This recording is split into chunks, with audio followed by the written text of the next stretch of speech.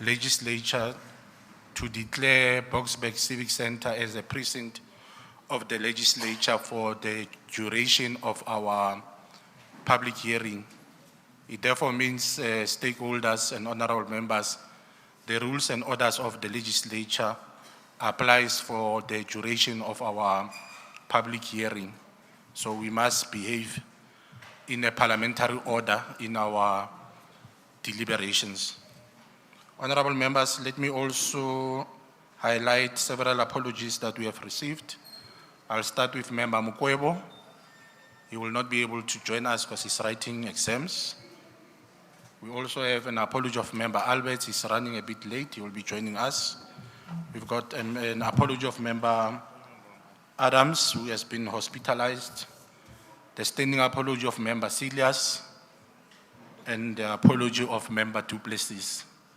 Honorable members, can we accept the apologies? Apologies are accepted, Chair, as presented. Thank you very much, Member Litsia. Any seconder? Seconded, Chair. Thank you, Chair of Chairs. Honorable members and stakeholders, we are going to have a public hearing. The program will run in this way. We'll receive a presentation from the Department of Trade and Industry and Competitions. We'll then get a presentation, a very short presentation from Department of Economic Development in terms of the views of the Executive Council as it relates to the two bills that is being referred to us by the National Council of Provinces. Once the presentations are done, we will then allow our stakeholders to engage on the presentations, focusing mainly on the two bills. What are those two bills? Are the Performance Protection Amendment Bill as well as the Copyright Amendment Bill. So we'll want stakeholders to make an input. Amongst us, we have invited stakeholders from Citibeng as well as stakeholders from Ekurhuleni, because we have decided to have a joint public hearing for the two regions because of the time constraints that we are experiencing for these two particular bills. I think all of us, we are aware that these bills are long overdue, so that we are able to then conclude and we are able to then mandate our permanent delegate, Honorable Donga from the NCOP, to table our negotiating mandate before the NCOP. Then we will then finalize our final mandate as a position of the Gauteng province as related to the two bills. These bills have been with us, I think, since 2016, if not mistaken. They were introduced by DTIC in the previous term. They were then dealt as Section 76, Section 75 bills. They were referred to the President so that the President can assign them into the new acts. But unfortunately is that the President then realized that these two bills, they affect provinces. And as per the constitution of the country, in terms of the different sections that relates to bills, we've got 4 different sections that deals with bills. Section 74 deals with the amendment of the constitution. Section 75 deals with bills that affects only the national aspect of government. And then Section 76, they deal with bills that affect provinces. And obviously, Section 77 deals with money bills. The President will have realized that the bills were not tagged as Section 76 bills. Previously, they were tagged as Section 75 bills. And there were going to be constitutional issues as it relates to how they were previously tagged. The President then referred the two bills back to the National Assembly so that they are correctly tagged. But there were also other issues that the DTIC we'll also speak to them when they make their presentation before stakeholders that the president will have raised in relation to the two bills, so that they are attended to, especially as it relates to different international treaties that as South Africa, we are signatories to them. But there were issues as stakeholders that some of them, I see them here, it's related to the issues related to the fair use and many other issues that will have been raised previously on the amendments. These bills, members and stakeholders, they are very old bills. We are referring to Acts of 78 and Acts of 1967. They are most definitely long overdue for amendments, but it's important that we get inputs from stakeholders that will be directly affected by these particular amendments. I must also indicate, stakeholders, what we also picked up, honorable members, that we sometimes make a mistake, and I need to just give this particular clarity. The Portfolio Committee on Economic Development in Gauteng, they are not the ones that are introducing these two bills. I've made mention that according to the Constitution, these bills, they do affect provinces, and NCOP has its own processes. So they refer the two bills to us so that we then get input on behalf of the NCOP on the two bills from stakeholders. It's not our bills. I need to make that very clear, because sometimes when you make inputs directing to us as if we are the ones that conceptualized the two bills. They were introduced by DTIC. They will indicate when they present. Our responsibility as elected public representatives is to make sure that we facilitate these stakeholders' input, because part and parcel of our responsibilities is in relation to public participation as the legislature. So we must allow the public to then make an input. So when you raise your input and your question, don't say you are saying DTIC is doing this particular amendments. We are also your voice. We are representing you. That's why we are here. So I thought I must be able to make that clarity. Honorable members, can we adopt the proposed agenda as presented? The program? The agenda is supported. Thank you, Member Letsolo. Any second? I second, Chair. Thank you very much.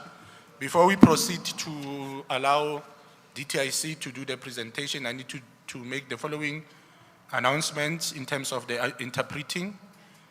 There are these gadgets. If you need them, you'll just raise your hand, please. Let us not disturb the proceedings. For English, you'll be on channel 1. You just navigate to 1. And then for Sesotho Sepedi, it will be on channel 4. For isiZulu, isiXhosa, it will be on channel 3.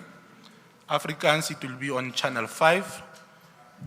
Sivenda, Xitsonga, I hope I pronounce it correctly. It will be on channel 2. For our sign language, please look at our TV screens. They are already there for those that need sign language. So you'll just raise your hand. Our colleagues will come and give you the gadgets. I must also please plead with you, those gadgets, they don't work outside. Don't take them home. Don't take them home, they will not work. You'll be arrested for taking something that is not working. So don't do it. They've got trackers, so please, we are pleading with you, don't take them home. Once we are done, please return them. That was on a lighter note. I know our stakeholders are well behaved. They will be able to return them once they are done. We are done with the public hearing. I'm going to call upon the DTIC. If you are ready, I've humbly requested them to give us a high-level presentation so that we get inputs from stakeholders. Yesterday, when we were planning for this public hearing in our own committee meeting, we're seeing that we are seeing the same faces in our public hearings.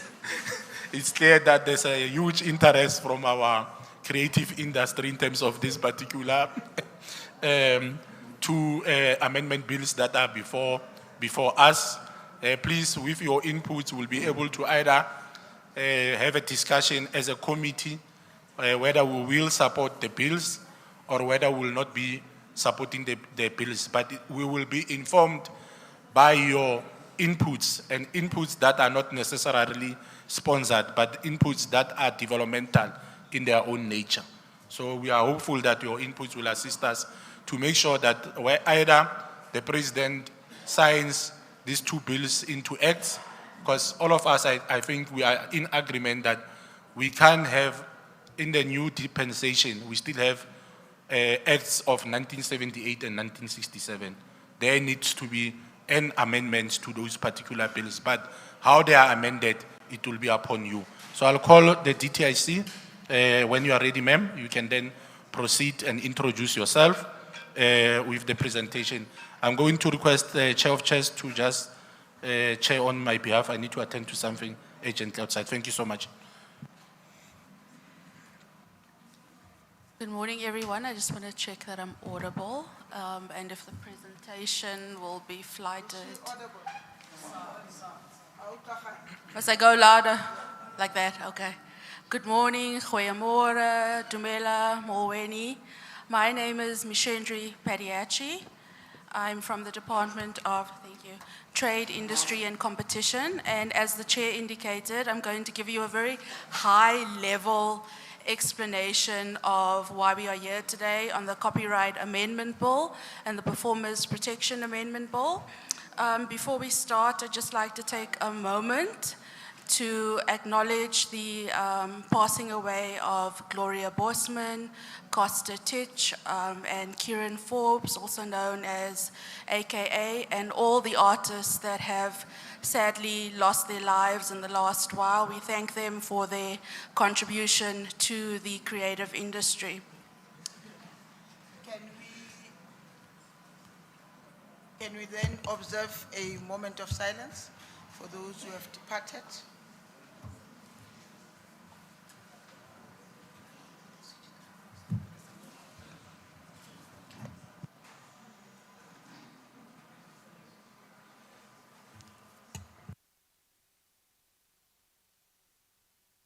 To say a moment of silence, let it be a moment of silence. Everyone must be quiet and no hand must be raised. That's disrespectful.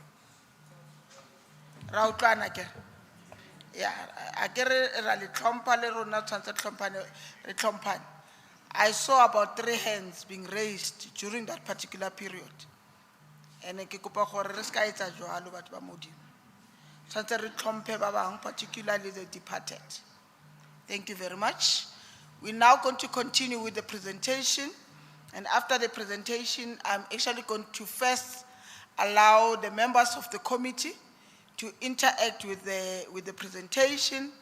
After they've done so, I will then allow our stakeholders to interact with the presentation.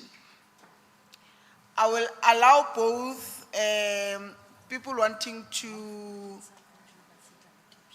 actually get clarity and also questions regarding imvelaphi ya these particular bills. And after the questions, I will then allow people to make inputs, because you also have the right to make inputs.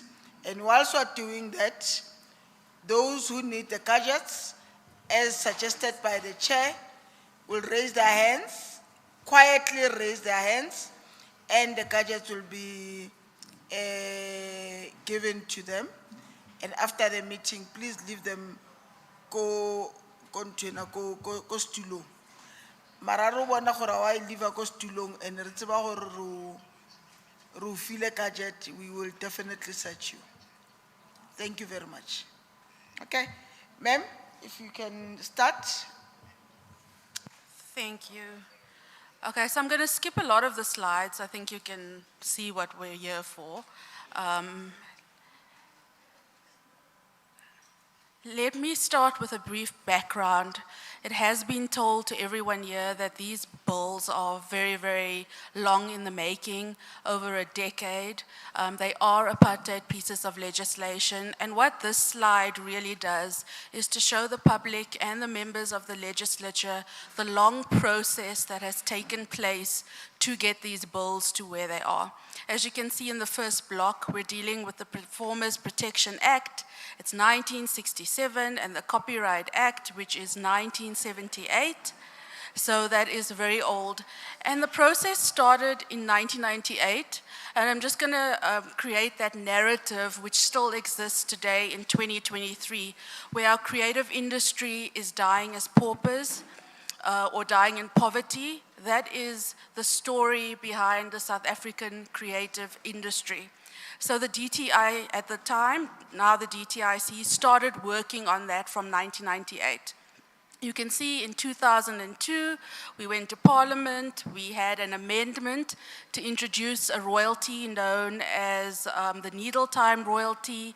And as each of those blocks, they just represent a year where we took a process, because there's lots of processes when you do legislation, that we took something through every year to what you have before you today, which is the 2 amendment bills.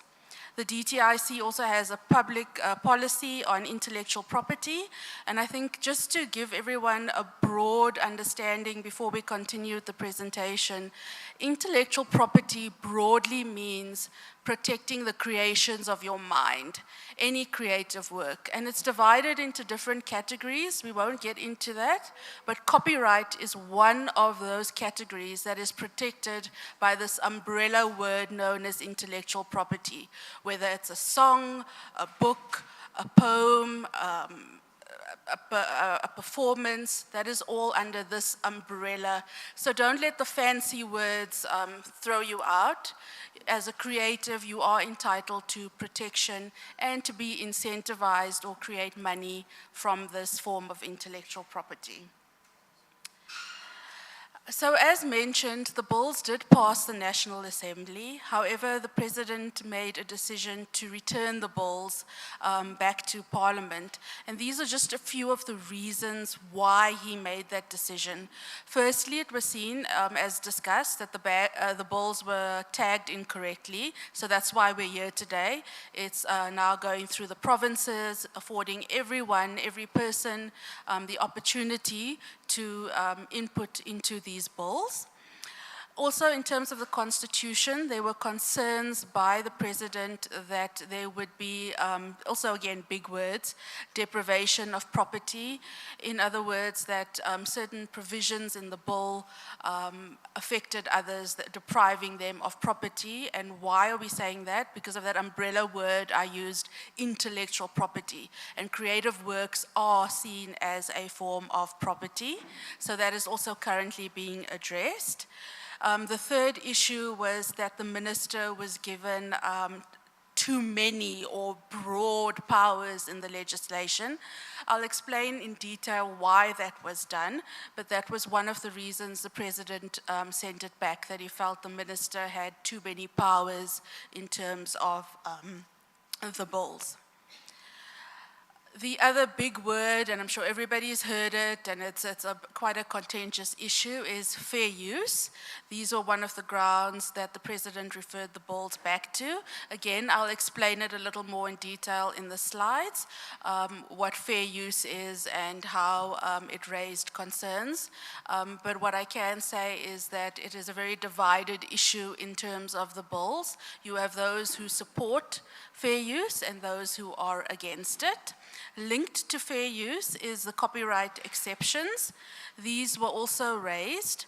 You can see all the sections in the bill and why, and I will also explain to you later at the slides what a copyright exception is and why certain concerns were raised by stakeholders. The next issue is international treaties. As you know, all countries across the world, we belong to certain international agreements, conventions, treaties. For us to balance this copyright system, South Africa has the intention to join a few of the treaties that regulate copyright internationally, as well as regionally. We have the free trade agreement coming up in the AfCFTA, the African Union. We are not members of any of the copyright treaties at the moment. So we have the intention to join to get the benefits, but this was raised by the president to see if the bills are in line. Because when you join an international agreement, it's like a contract. You get obligations that stem from your joining of this convention or treaty. So the president wanted to ensure that the legislation is in line with any international obligations for the country. This again is just a very long background of how long we've been in Parliament and all the submissions we received and when we advertised for public comment. So I'm not going to go through that word for word. So let's start with the Copyright Amendment Bill. I'm going to talk to you about the objectives, but I think just to give you a brief background. In South Africa, copyright, you don't need any formal requirements. It's automatic protection. You don't have to go and do anything at the Companies and Intellectual Property Register, like with a patent where you have to register it, or a trademark. This comes into being, or you are protected immediately. What we do advise our stakeholders is to, and you've seen if you open a book, the first words you see is all rights reserved and a copyright sign, which is just the CEL-C sign and the year. So if you are writing any poems, poetry, or creating any works, it's always good to just write all rights reserved, copyright, and the year. So there isn't a legislative requirement for you to obtain this protection. So in light of that, and the fact that I've mentioned to you that this act is 1978, the department wanted to develop a framework in copyright that's balanced. And when we say balanced, it's the words that I've put on the slide. It needs to promote accessibility to producers, and here we're not talking about a producer in terms of a movie, a film show, or a song. They are part of that, but we are talking about producers of works. It doesn't matter what type of work, because this comes from the TRIPS agreement. So we are looking at accessibility for all producers. We also use the word users, because we all use copyright works, whether we know it or not. If there's any person here that doesn't use Google, please raise your hand, because that would be very interesting to see, because we attack the tech companies quite a bit. But Spotify, Netflix, like I said, Google, we are all moving in a digital age. So users are part of the value chain. And then consumers, we all consume works, we can understand that.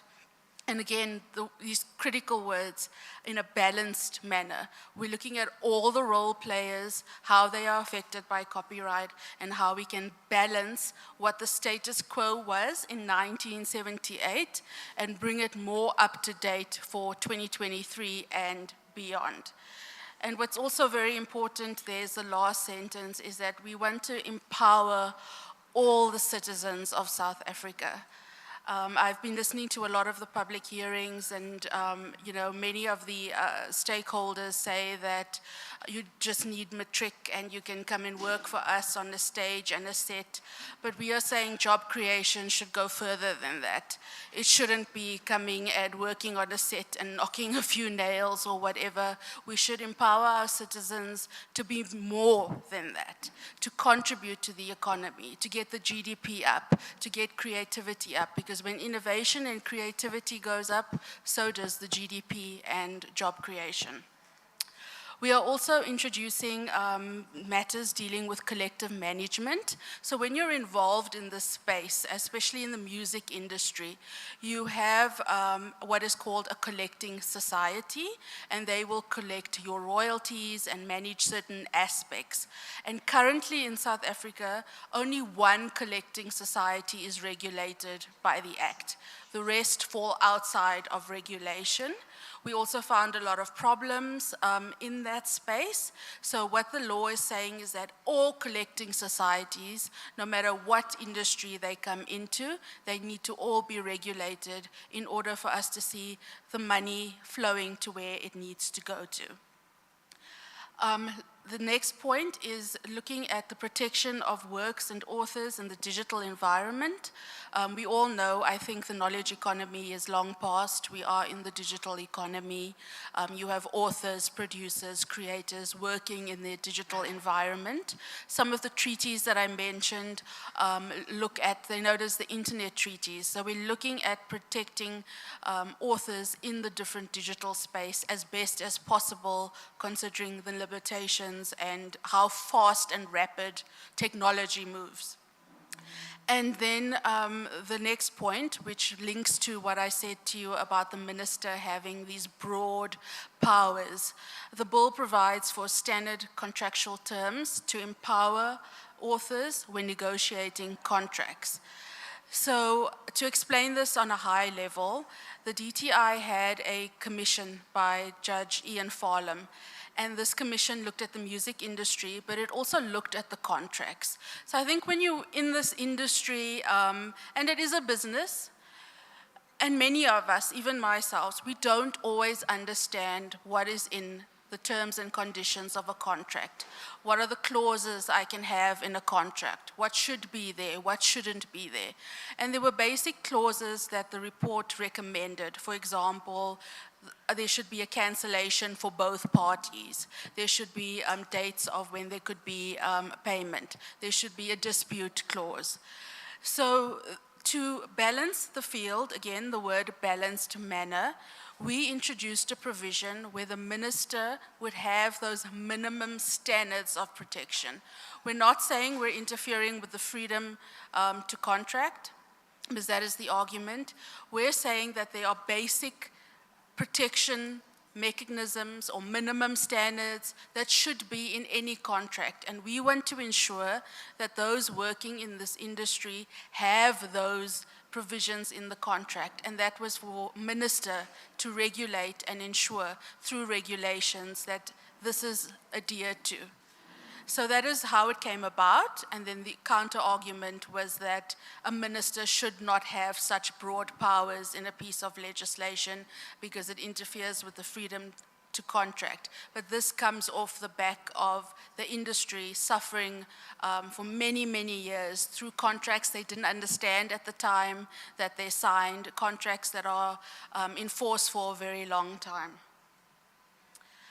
These are further objectives. Again, I'm going to go high level. We are introducing a very new right to artistic works. And when I talk about artistic works, I mean a painting or a statue that you create. I'm sure many of you know, art is like a good wine. It goes up, it escalates in value. Just like a Harley Davidson as well is the only vehicle that escalates in value.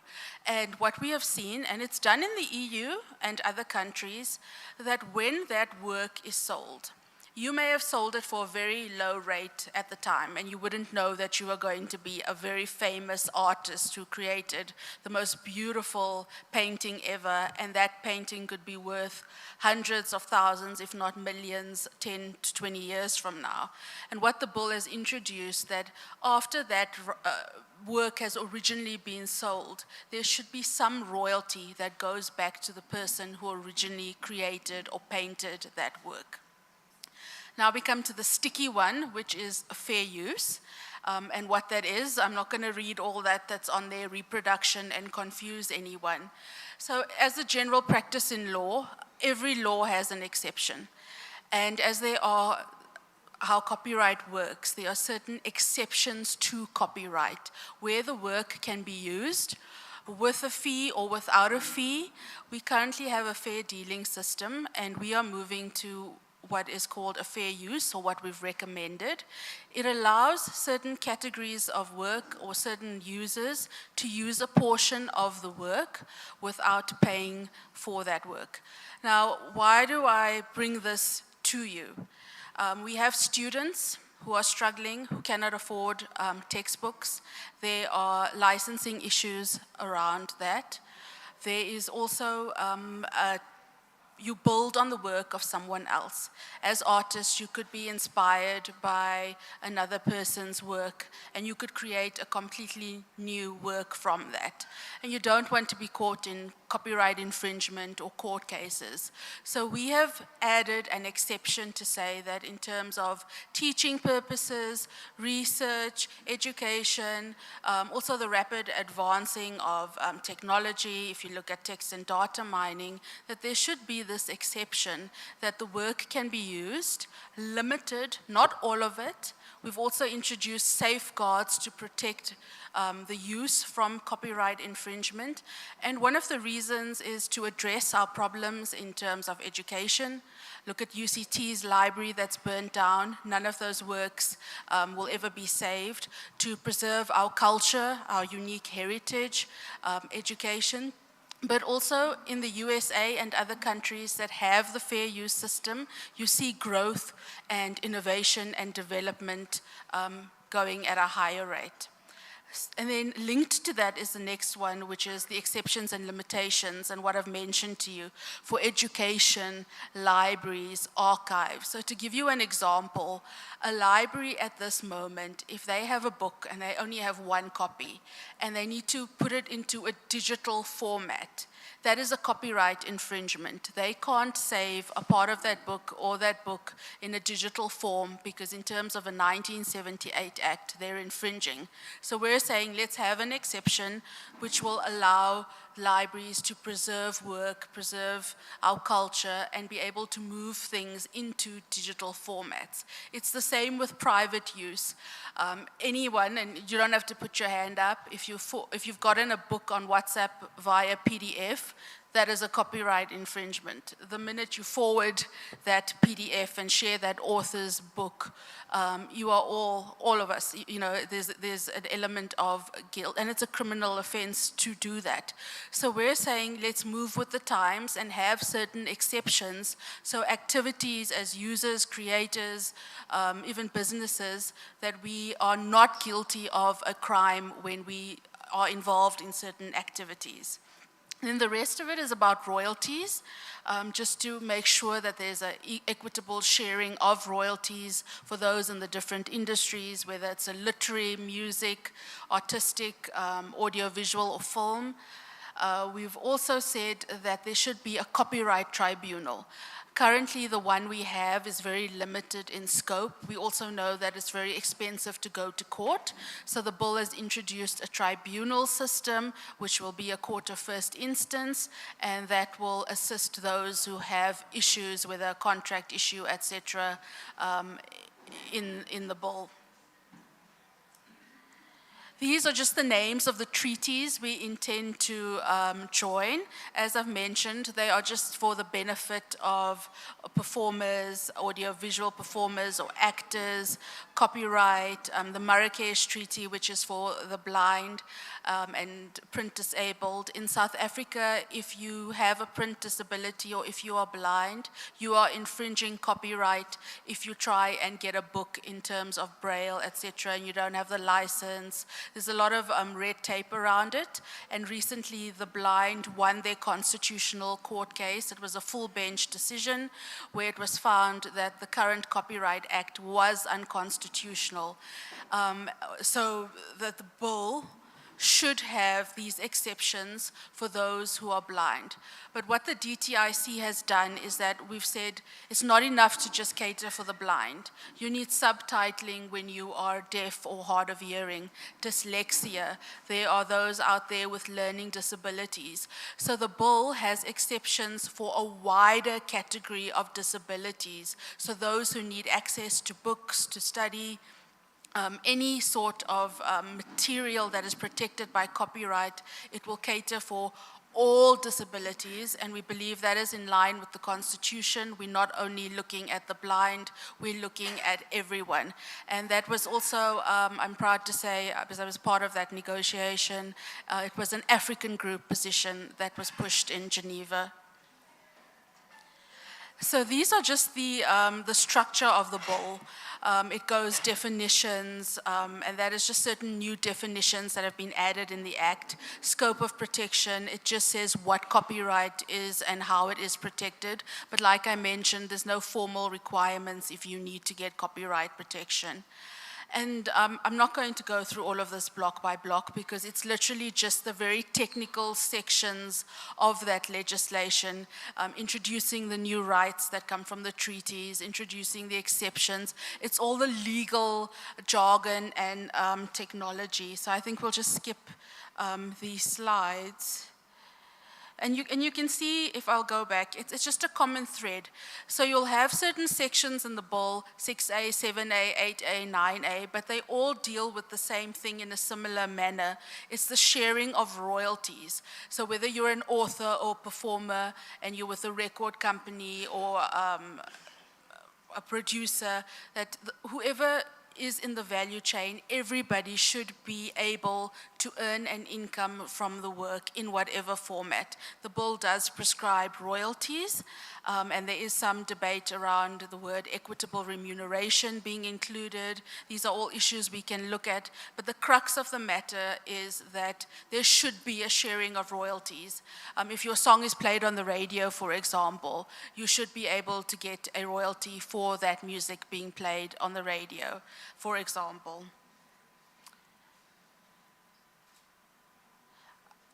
Something that the new Parliament introduced, which is important and I need to mention, is that we just included gender-neutral drafting in the bill. So that is also to recognize the new issues and the issues of millennials and to cater for however you identify with or without any sex. So these are the general exceptions, and I'll just focus a little bit again on this, and then Chair, you'll guide me with time. What happened in Parliament when we were discussing the bill, because of what I've said, there's two sides. There's those who agree with the fair use and having copyright exceptions, and there's those who don't. So after hearing all the public submissions, our Parliament came up with a hybrid system. So what they did is they have this fair use exception, which has 4 factors. For example, you cannot make a whole copy of a book and sell it. That is copyright infringement. And I think on that note, just for the public, we need to distinguish what is the intention of an exception and its purpose, and what piracy is. We know that piracy is everywhere. We see everyone on the corner of the street. We shouldn't mix piracy with certain provisions in the bill. They are 2 very different issues. So we have a list following the fair use and the test of certain things that are exceptions and limitations. So the example I often like to use to explain this to everyone instead of reading all of this, when Trevor Noah was on The Daily Show and you criticize or you use parody to make a joke, that is copyright, and without fair use, for example, he couldn't make those jokes or parody or criticism because it would be infringing copyright. And on YouTube, I'm not sure if many of you have seen when there's sort of a mash-up of, you've watched your favorite series of whatever show, and to catch up, they've like done a little video of all 7 seasons, and they've put that cute video together. That's all because of exceptions of copyright. It's not the whole series available. It's not episodes available. And if that is out there, that's infringement. It's piracy. It's not that exception. But you get to watch this video. Sopranos was a good example people used to love. They used to watch that video on YouTube. And even on YouTube, there are strict rules with copyright. Everyone as well is using that. And at the time of the bill, we didn't even know that there would be TikTok after COVID. So technology is moving. So in light of that, we're saying, let's have these exceptions that allow, and I know the word users are not popular, it's seen, but there are users of copyright. Let there be certain works that are used without that fear of copyright infringement, because we think the effect will be more creation, more innovation, and leading to growth for the country. These again are just those specific exceptions I mentioned for the different categories. So for personal use as well, just like libraries, if you buy, you have a copy of a CD and it's your personal use and you would like to make a backup copy, we're saying that you should be able to do that for your personal use at home. If you want to change the format, I mean, I don't know anyone who still has a DVD machine. We're all streaming or doing something.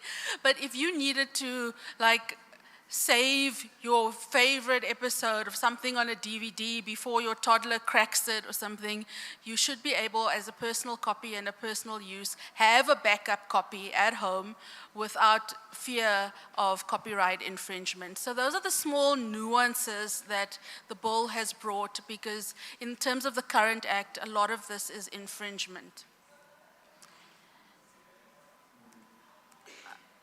Okay, moral rights is something I just want to briefly discuss because I think it's important. In copyright, as you are a creator of a work, a moral right just gives you the right to say that I am the creator, I did create that work, do not distort my image or my message, and that is a right that is now previously, it was only for authors who wrote books. Now it's across all the creatives in the bill to say that please do not distort my image, my name, my dignity, but acknowledge that I am the creator of this work in a specific way. And it also gives you the right to take legal action if someone does distort your name or image, etc., associated with your work. Ownership of commissioned works. I also would like to discuss this one on a high level because it has been problematic. What happens is in the current act, he who pays owns. So I'm going to say that again. He who pays owns. So if a work is commissioned and it's paid for, and you've created, say, for example, a portrait for me. You've done a portrait of how I look, and I've paid you. I'm the owner of that work, even though I haven't had the skill to draft that painting, etc. The same with a lot of documentaries, with the broadcaster, and there's been a court case. We are saying, let that not be the case anymore where I own, because you could earn some sort of income from that work. Let there be a contract in order to stop the he who pays owns scenario, and also to have access to your work. We found a problem that those who created works for broadcasters and wanted to reuse, for example, a documentary, it was locked up in an archive and they couldn't get access to that work to use it, to update, to create or earn an extra income. So we're saying let there be a negotiation and a contract to see how that principle can change and how you can gain access to the work, again, to earn some money from something that you have created. Orphan works, and that is something that is very critical, and it comes also from our painful apartheid history. A lot of works have been created where we do not know who the authors of these works are. You can imagine if we didn't know who took the photograph of Hector Peterson, how would that photograph, earn some royalties or become so famous? So there are those who need to use these works, and we've created a process in the bill to protect you from copyright infringement or using the work without permission, that if you do need to use a work, how to against by the performers. I'm not going to bore you with this. These are just digital issues. But what the bill has added, it's called a technological protection measure. Simply, it's a digital lock. And the best way to explain it to you, anyone getting your bank statements now or any document and you have to put your ID number in, that is a digital lock. So we've just updated the legislation to have these locks and protections for authors to protect their works from piracy and other issues and getting out of there. Obviously, again, it's not perfect. People can circumvent, and we have provisions for that as well.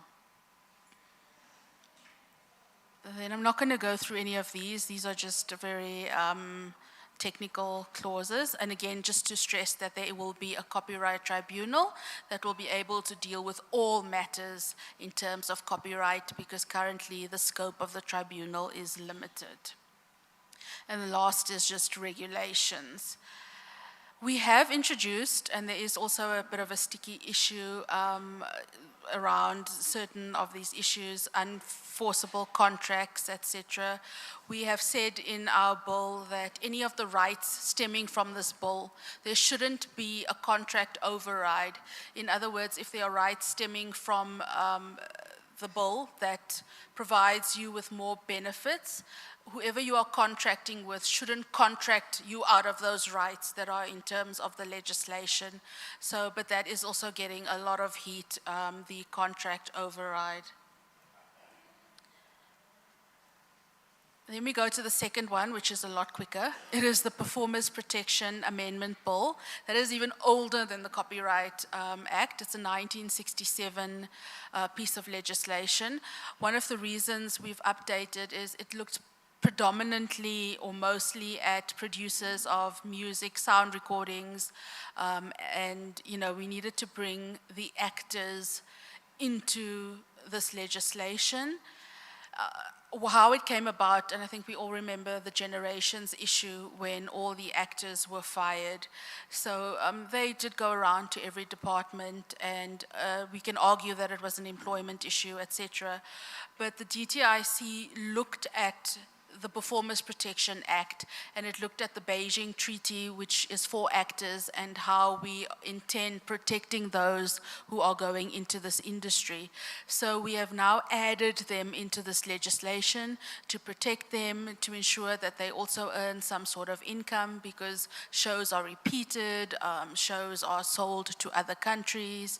I mean, the old Generations was very, very popular, so it was played in like South America, a lot of those things.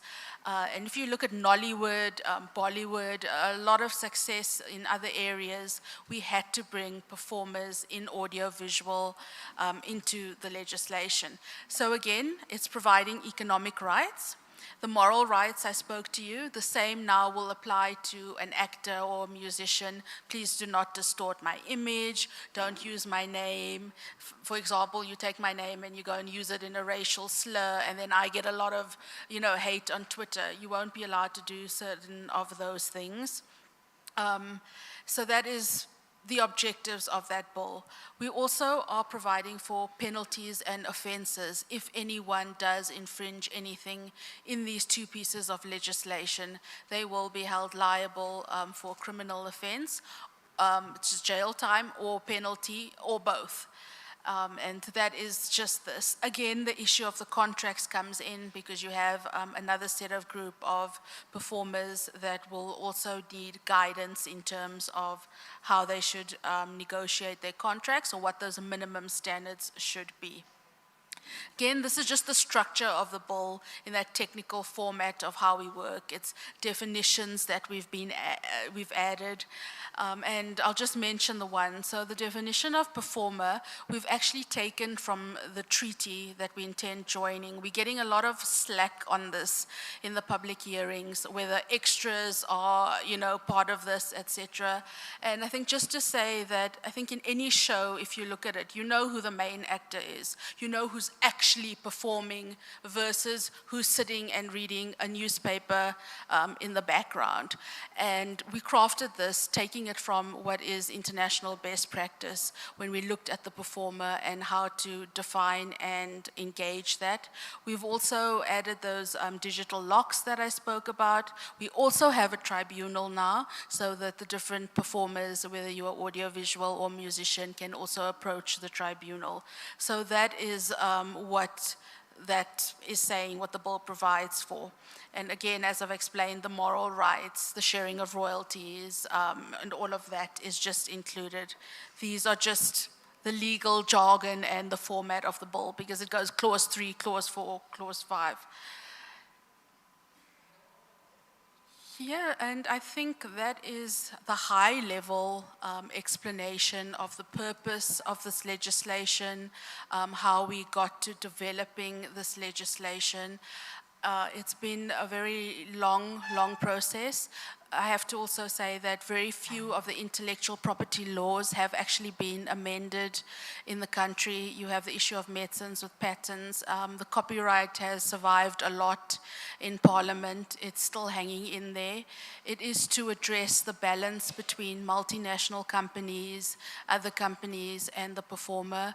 It's there to bring an end to the book famine. It's there to give access to works to those who are blind and who need work. The only library for the blind is in South Africa. So we've also brought cross-border issues, a lot of technical issues, but I think the salient point of the amendment is to move with the times, the digital times, to look at best practice. How can digital support innovation and growth, and for businesses to also explore the digital market and not only focus on physical formats. So I hope I covered it on a high level, and I thank you very much for the opportunity of presenting here today.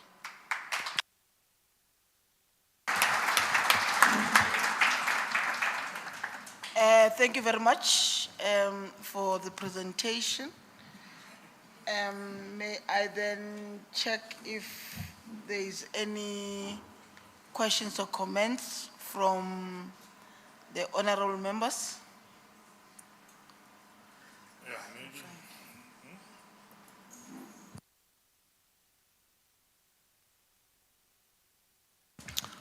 No, thank you very much to Our Lady for the insightful presentation.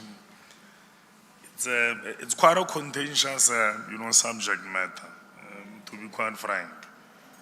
And I think one of the things that compounds the deliberations around it is that, in essence, you're not only talking about one bill, but you're talking about a set of two bills, which are both a subject to amendment. Because on the one side, there's a copyright amendment bill, which is also linked to the performance protection bill. So if you will, the premise is around the two prisms, and so how you contextualize it becomes all too significant. But I'll tell you the superficiality of what constitutes the main point of discussions around these two bills is that we have simply fallen into the trappings of what constitutes the definitive features of two problematic concepts. One, fair dealing, as would be understood from a different prism, which is global, the same as well as a fair use. But I'm not so sure whether at any given stage we'll ever spend a bit of time to have an appreciation of the South African reality as how we model, the two concepts, and whether there could be a way in which we find a point of convergence in saying this is what we think could work for, the South African reality. And by saying South African reality, I'm all too cognizant that when you have regard to the 1978 Copyright Act, it does employ a fair dealing approach, although it's not prescriptive. So there's no way it defines it, but it's there in application. And so the bigger discussion that we are now having is whether, a fair use with a broad range of these exceptions, it's something that could be palatable, for the South African reality. And I really think this is where the discussion is. But I just think we might be missing a point insofar as defining, what would constitute public interest. Because when you legislate, you don't legislate because there are specific lobby groups there who are saying, but this is good. Because if you look at these two concepts, you essentially have commercial groupings, both in the US, Europe, who are battling it out. Others are saying fair dealing, will work best because, it may prescribe finite lists around, accessing of, content. So we then have got to assess where it places our people, your performers, But at the same time, we must think about what constitutes the public interest. And I want to paint a scenario. Because at least I'm also in the portfolio committee of sports, arts, culture, recreation. So we tend to have a singular outlook in respect of this discussion. That it's only just about performance, you know. And I suppose that we need to prioritize that, give it. But then somebody who is a learner at a rural school says, I want to access this book, utilize it for research purposes without necessarily having to pay for it, you know. But of course, we know that by implication, government does cover some of these costs, you know, because there's a way in which open sources are regulated as well. And so there needs to be a contrast around how that is best managed, you know. So in constituting the public interest, my sense is that you may need a hybrid, a model, which shifts away a bit from the normative conceptualization of how fair use versus fair dealing would be understood by these commercial groups. Because in reality, the public interest that we are talking about, at least in the context of you know, creative communities, is that we don't want them and the talents that they possess to be in any way undermined by a legislation. And by the way, this legislation was actually intended to offer protections to them.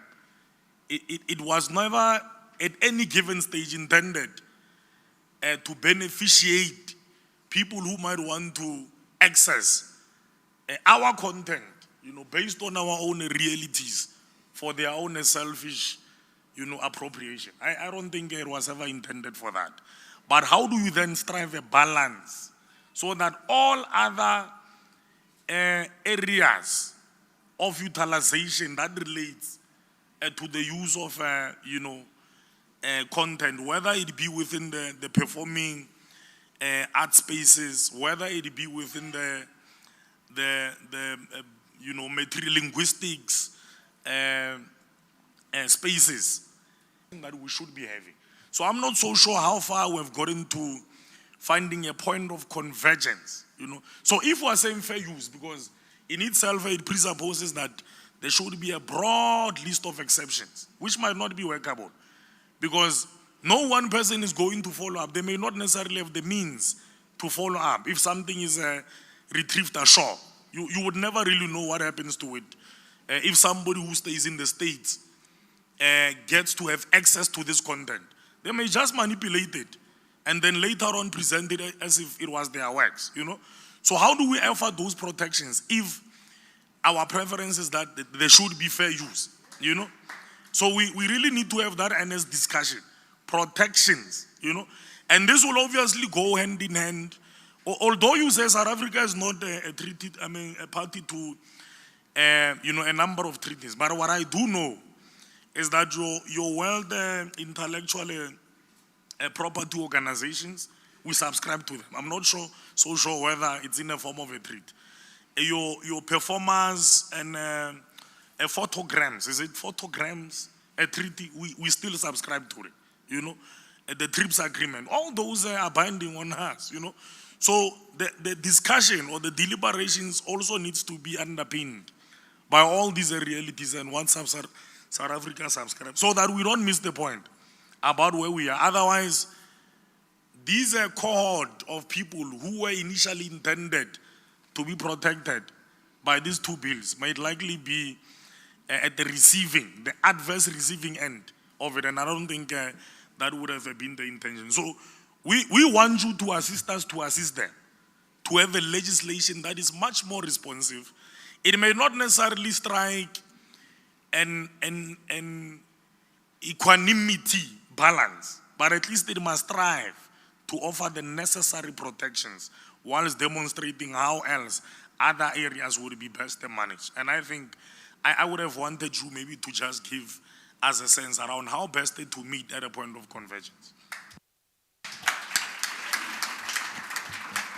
Chair. Thank you very much, Member Litswalo. Chair. Okay, we still have another member from this side who want to make a comment. Yes, ma'am. Thank you, Chair. Chair, formalization was launched in 2012 when they discovered that this bill affects cultural matters. So it was classified as the Section 75 bill instead of the Section 76 bill. The President in his letter then discovered that he was not specific with the challenges that he had with the reservations and regarding the treaties. Then he referred this bill back to Parliament. What is going to happen to the artists' royalties? Because if the artists' royalties can't be paid, say for instance when music is being repeated, there's a repetition of the music and people are not getting paid, who's getting that money? Because the artist in itself must get those monies when there is repetition. And this bill, what I am recommending is that this bill must be amended because it has been coming since 1967 and it's exactly 55 years ago. I mean, it's a long time that this bill has been running and nothing comes of it. Thank you, Chair.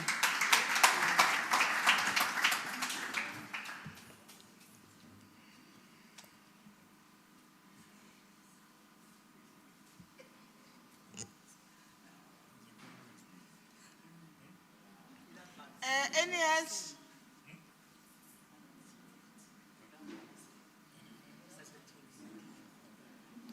Okay. Number 1, 2 pine green top, 3 in red, 4 in black and white, 5 in gray hat, 5 in gray hat, 6 in white top, 7 in yellow attire. Yeah, I was 7. Oh, there's 2 hands at the back. I can't see what you're wearing. That's why can you stand up? Yeah. Is it a cap that you're wearing? Yes.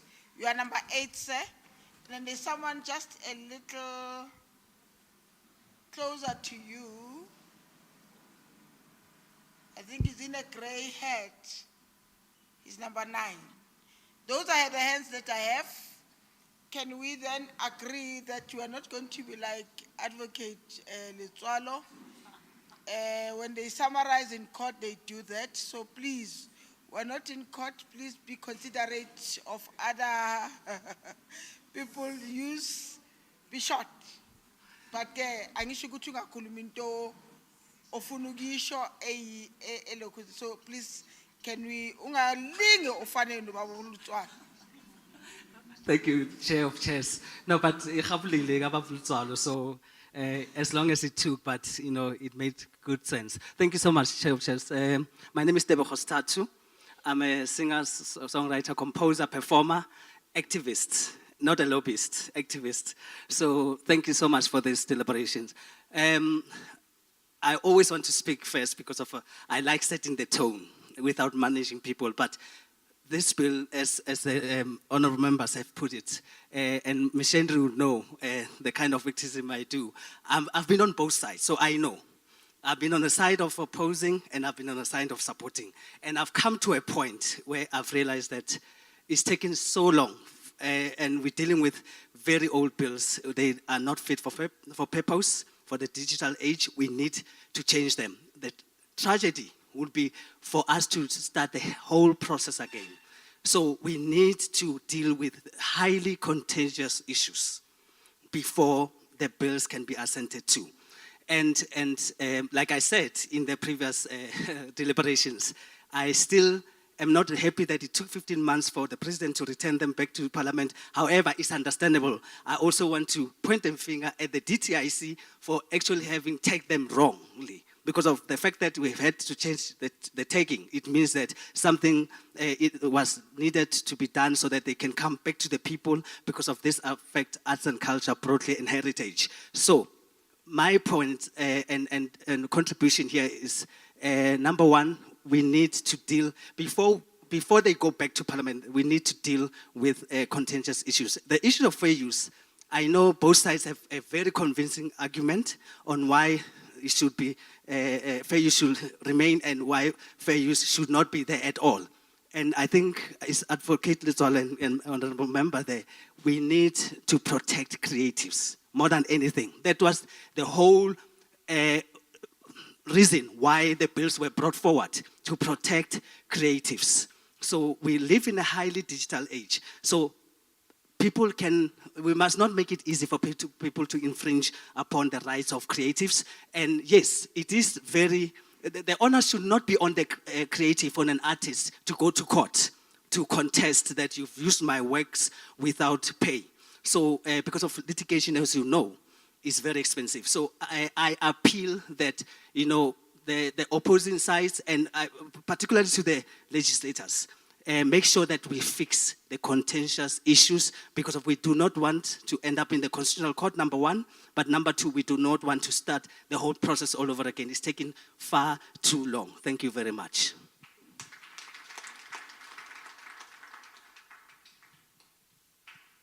Okay, thank you, Chair. Thank you for the opportunity.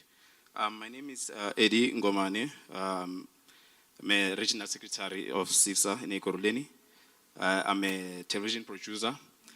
It's a pleasure to be standing here to share this actual information that we're about to share, because there's an outcry from the creative industry as a whole. So I have 2 points that I want to raise, Chair. One, I think the DTIC must be definitely investigated, looking at the impact of the policy change from fair dealing to fair use on the creative industry. I mean, as you know, fair use places an uncertain, which is court-determined, or limitation on the exclusive rights of creators and forces creators to litigate in order to protect their exclusive right. It only benefits potential creators, as also, and the DTIC must also give examples of countries that became innovative because of fair use. Hence, it will be key for Copyright Tribunal to finalize that structure in incorporating all the challenges with all experience in the creative industry as a whole.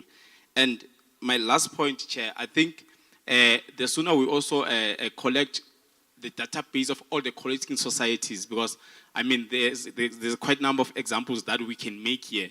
I mean, when we even travel abroad, you will see a South African product that is being manufactured abroad. That also needs to be well attended. I can name a number of examples looking at the content that we are also creating as filmmakers. I mean, I can make an example of Imzino Zinsizwa playing in other countries, but the original creators, they are not even benefiting from that. Perhaps the Copyright Tribunal, the sooner we finalize the structure, the better, because we can be able to share the experiences, even create the substantial evidence that we have as creators. Then we think maybe the government will also have to actually compensate us for the work that we've already created as creators. Thank you.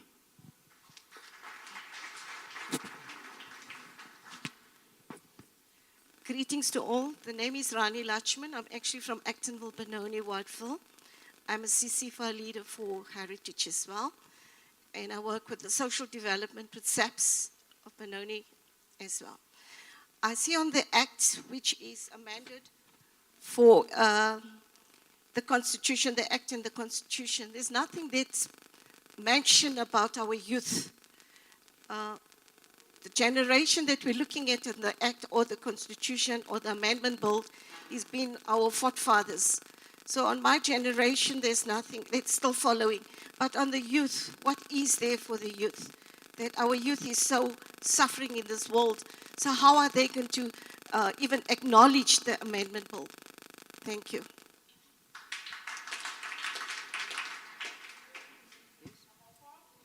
Sanibonani, nguNomvula. Ngidila ngama disability nama epileptic ne. From 2006 until now. Kodwa ngirecognizewa. Ngize nga-applya imali elo eJoburg. Ini eGauteng province. Nga-receive e-NAC. Nga-receive i-check ukuthi ngitholile. Yangena imali yakhona. Kwathiwa le mali lena ayisi-suitable for mina, mayibuye back. So izinto ezifana nalezi zenziwa kanjani? Funeka ngiye kwewuphi umnyango. Ngoba kunini sithi lokhu si-attenda lapha the whole year. Akekho nomuntu oyi-one, mawuthi uyoreporta, akekho umuntu okhulumayo, okunakayo. But mawuya khona e-ofisini bathi hayi thina sazi ukuthi funeka sithini. Kakhulu kuruleni I'm tired iyo. Ngiyacela ake nisincedeni. Sikhona ukuphila. Nalabantwana abantu asifuni imali sipheni ilight ukuthi senzeni. Sazi ukuthi maku wrong la siya kuphi. Ngiyacela.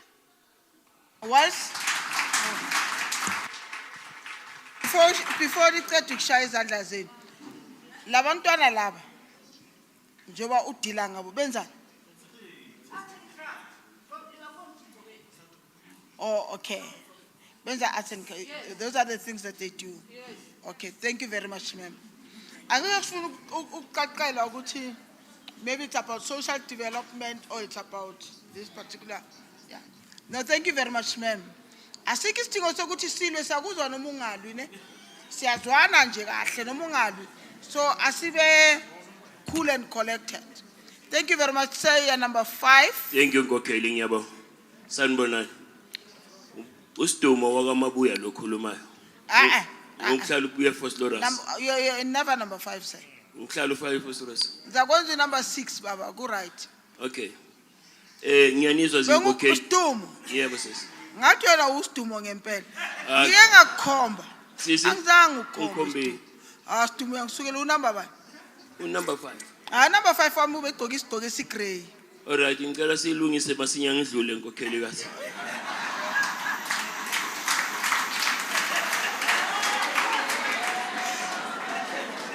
Okay. Okay. It's good, it's nice.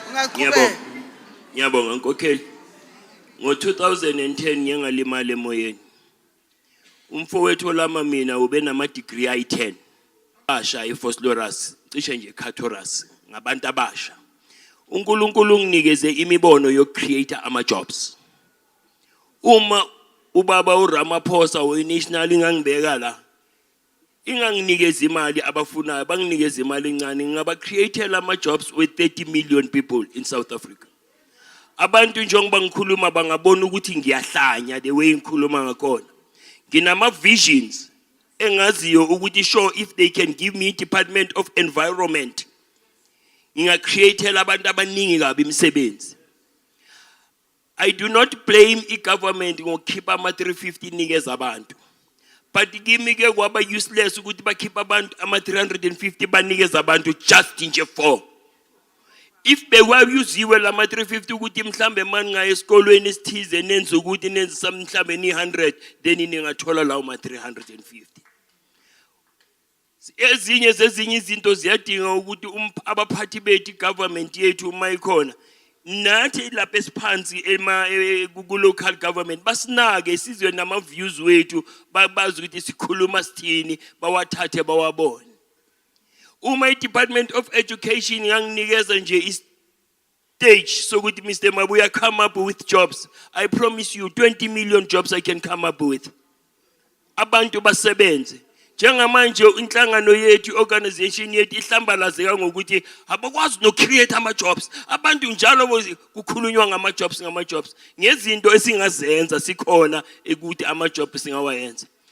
If ninganginika i-chance ngama grade 12 wase South Africa, umama wapasa ngento engekho ibe khona siwa graduateise bathungelwa ama regalia so that people may know about the power of the regalia, then ama jobs singawayenza la eSouth Africa.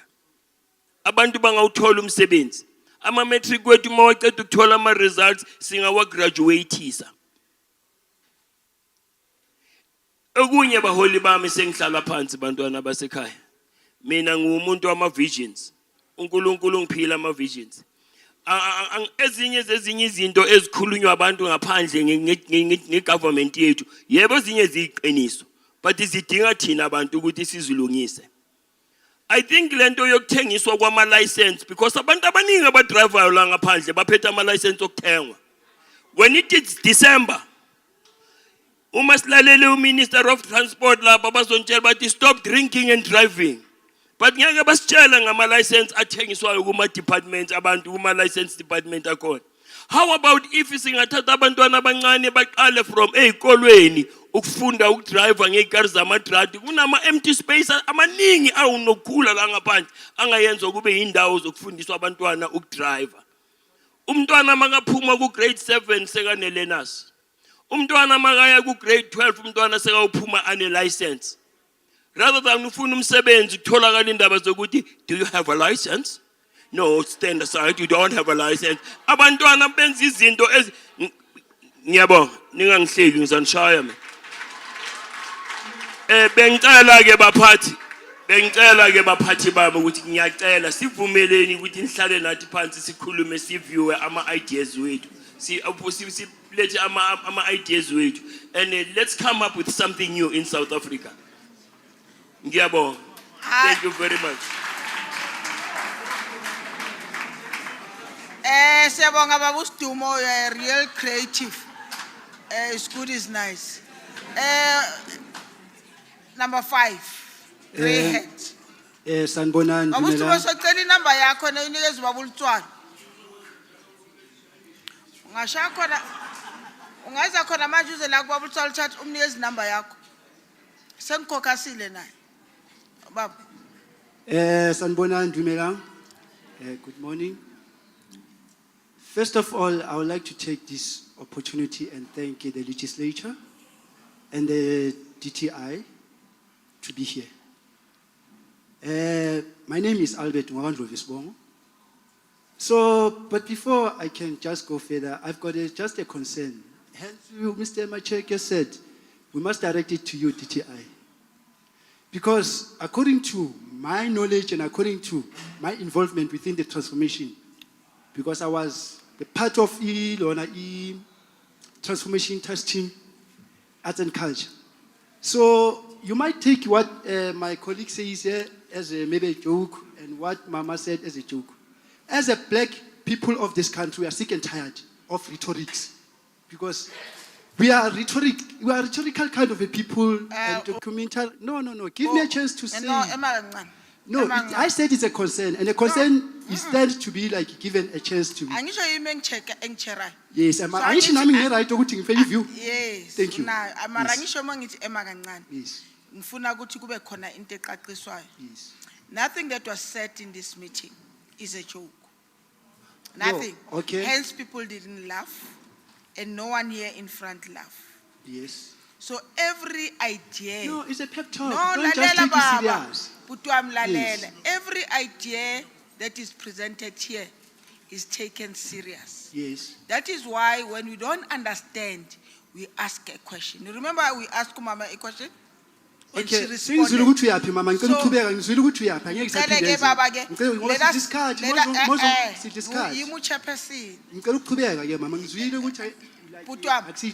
Putwam, Yes. I'm the chair of this session. And I'm also a stakeholder. Celung I'm a respect, concerned Gebam. citizen. Celung respect. Yes. Ne? Yes. Let us respect people's ideas and Yes. focus on our own ideas or not on Yes. other people's Yeah, ideas. yes. Siyavumelana I was nje making a mntazana. referral. I wasn't saying like, just like Thank you very much, Baba. Ingaqhubeka. Let me continue. Because honestly speaking, let me tell you something. People are sick and tired. Go call Mama. Go to Choban, because I don't know you very well. I'm going to direct you to DTI. That is why I said DTI. I just want to know which criteria did you use in consultation? Because now I'm the writer, I'm a filmmaker.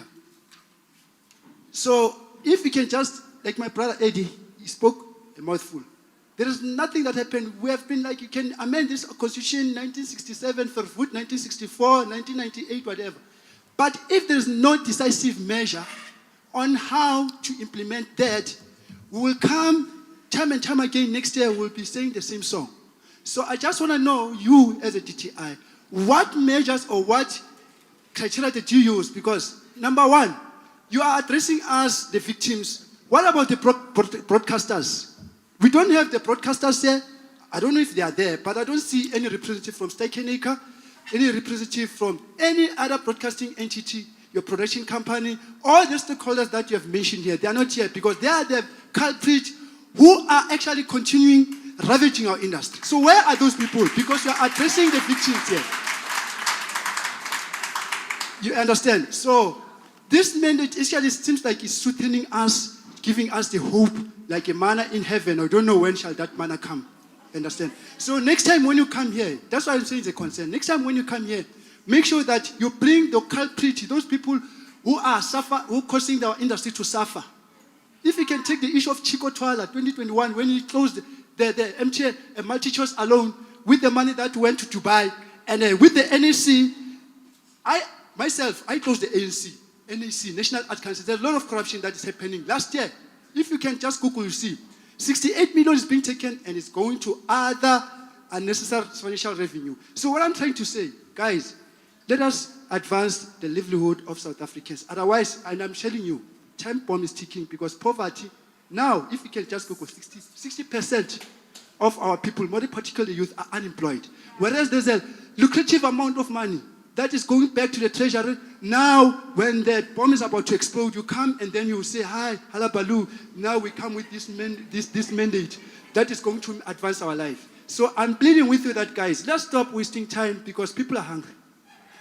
This mandate, it cannot put the bread on the table. We need decisive measure on how are you going to implement and which criteria to use, because we don't see these people who are blockading the creative, like people sectors to advance. So please, next time when it's my concern, because I don't say anything, and Mr. Macheke, today you are safe, my chief. Yes, you even elaborated that, say, no, if you want to direct something, go to DTI.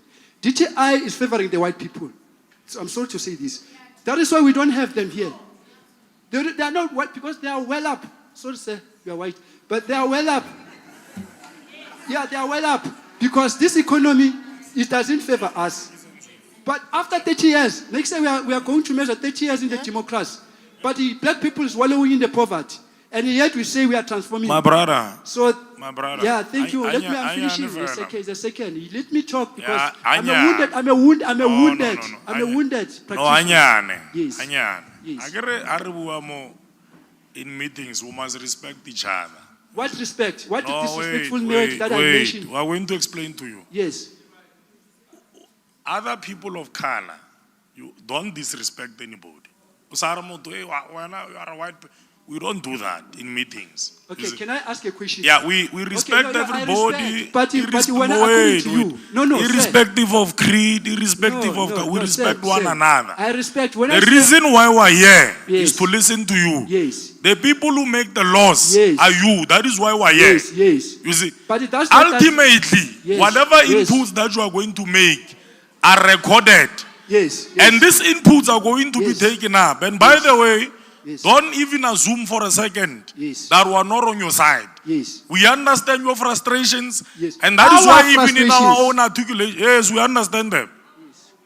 We are coming from the very same places we are coming from. Yes. So we want to listen to you without So why are you concerned? Because you are not a white person. There's no white person here. Because so why do you defend someone who's not here? We so operate, what I'm trying to you have just said it. I didn't insult. I was making say that we are not well up as a Be respectful. What did I insult? Did I insult? Be respectful. In which manner? Imagine if somebody saying but you are protecting you are a someone who's black not person. Here. There's no white person here. You have just said it yourself. Where is it? Do you see it? Did you not say it? Why out of majority of the black people you are the one who's raising the voice and then you make me as if I'm wrong and I insulted someone? My brother. No, don't give me a chance. Black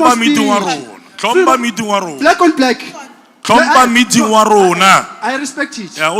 Yeah. So in closing, say, now if Nekliwe are ashamed to say because of you are instead of defending your people, you are angry against me as if I insulted you. I didn't insult you. Can you take the mic? So I spoke my. Can you take the mic? I misbehave. You are misbehaving. No, you are misbehaving. Don't abuse us. Take the mic. While listening to everybody who's speaking, don't abuse us here. Raise your issue, record it. Don't refer to any other person. You have got no business to refer to any other person. Raise your issue. Irrespective, raise your issue. Don't refer to any other person. And that is the respect. Can we have the mic back? You can tell the truth without being disrespectful.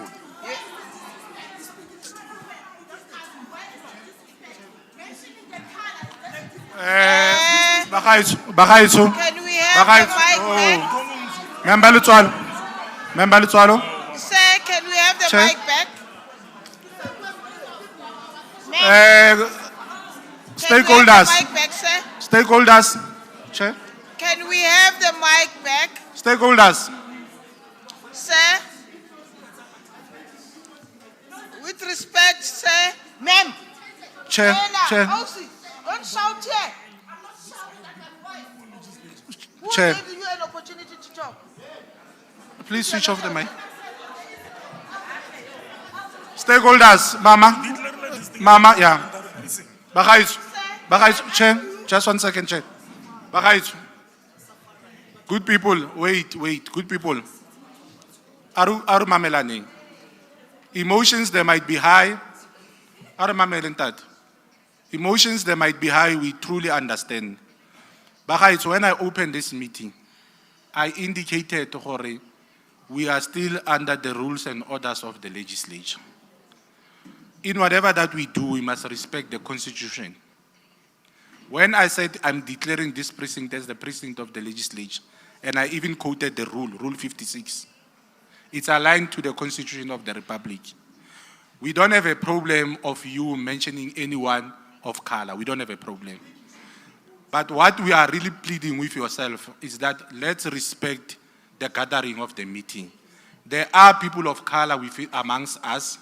When we make inputs, let's make inputs that are directed to DTIC, that are not directed to any other person. Because of all of us, we are equal before the law of this country. So I'm just pleading with all of you, please relax and your emotions aside. We are here to listen to yourselves, to make input on the two bills, not for us to insult anyone. So I'm just pleading with you. We are going to allow you, just make your closing remark towards DTIC so that we can move to the next person. Over to you, Chair. I'm still chairing the meeting. Can we have number 6 to be on the line? No, okay. Faith.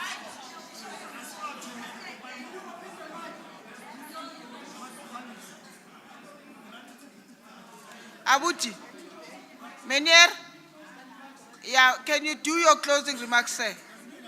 Okay. In closing remarks, don't be a dictator, ma'am. In closing remarks, you are the government of the people by the people. In closing remarks, Anne, if I ever step on someone's toe, I apologize, but the truth will be truth.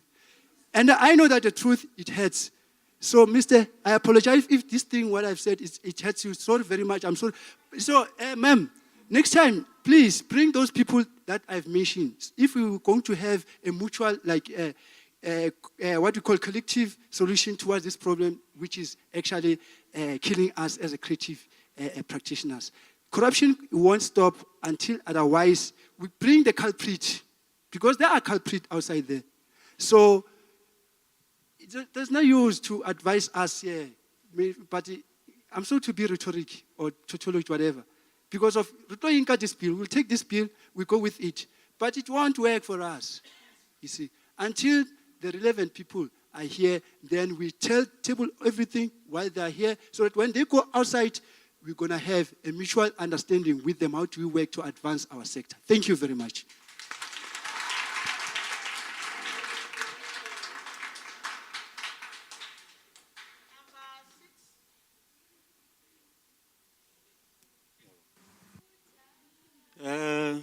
Good day, everyone. My name is Cecil Dratini from Fosloras. I'm here representing Novency organization that is dealing with social and health issues. And I'm also going to be representing myself as an individual, considering the situation that is regarding the issues of youth that are talented in terms of various what called creatives. Number one, with regards to this gathering, my understanding is that we're talking here about the national legislation and the DT IC coming to tell us that we are having a legislation, in fact, an outdated legislation that we are busy trying to mechanic in a form of amendments. And I think the legislation that we're talking about is my age. I'm 55 years this and it strikes me because we're talking about a democratic dispensation of which there are many amendments that have been made since from 94, if I'm not mistaken.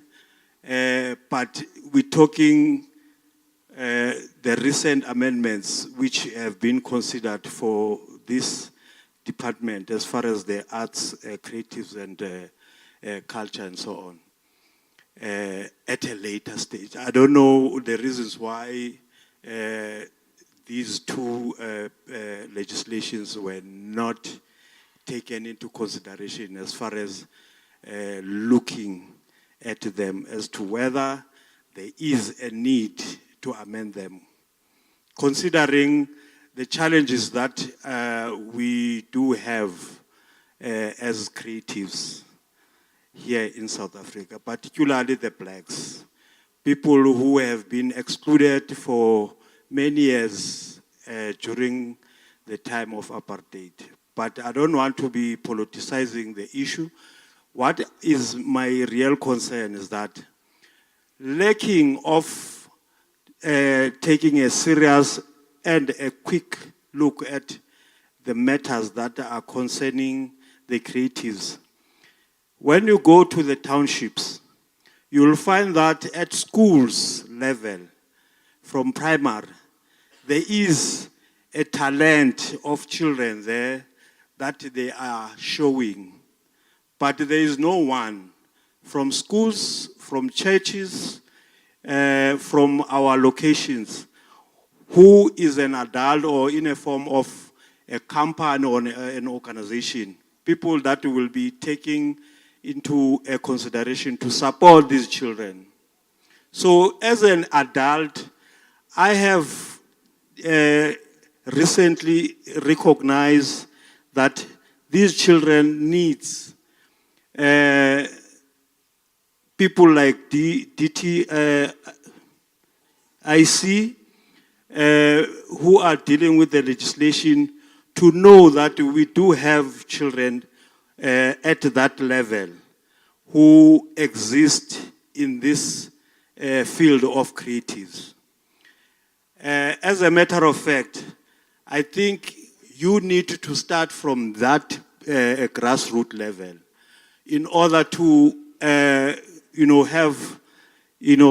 expose yourself and your work so that the children know that there's this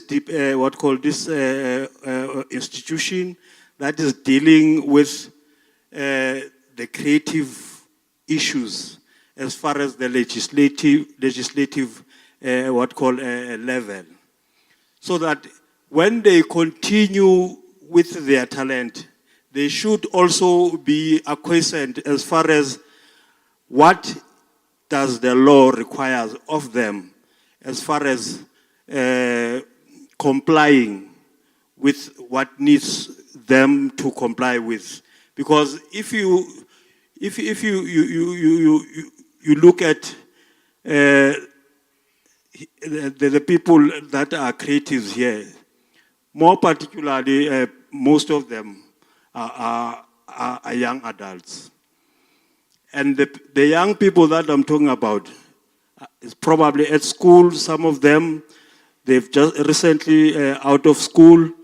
They are trying to, work on their craft, but they don't have any support or whatsoever. Don't know where to go for support from their homes and everywhere in their townships. So as the institution, I would suggest that when you arrange these kind of meetings, it would be convenient for us to consider those children. As much as probably as far skirts as homelands are concerned, because those are also, those areas also have culture and, other creatives that they do, have, but they don't know where to go. They probably have to consider that in order for me to be successful in what I'm doing, I need to, relocate from the homelands and come to urban areas, particularly in Johannesburg. So with the information that you are having here, inducting us about how the legislation is going about from the old age and the new age, as far as the amendments are concerned, I think they are left out. And I'm not sure whether you can be assured that after this gathering, we as the creative people will be going back to report to those people. And I don't think that will be a mandate from the creative to have that kind of a job to do. So that will be my first input. The second input will be that Department of Economic Development, I am having a request as a suggestion that when we have gatherings like this, please arrange them in our townships. Because if I look at the majority of people here, our people belong to the townships. For us to have extra,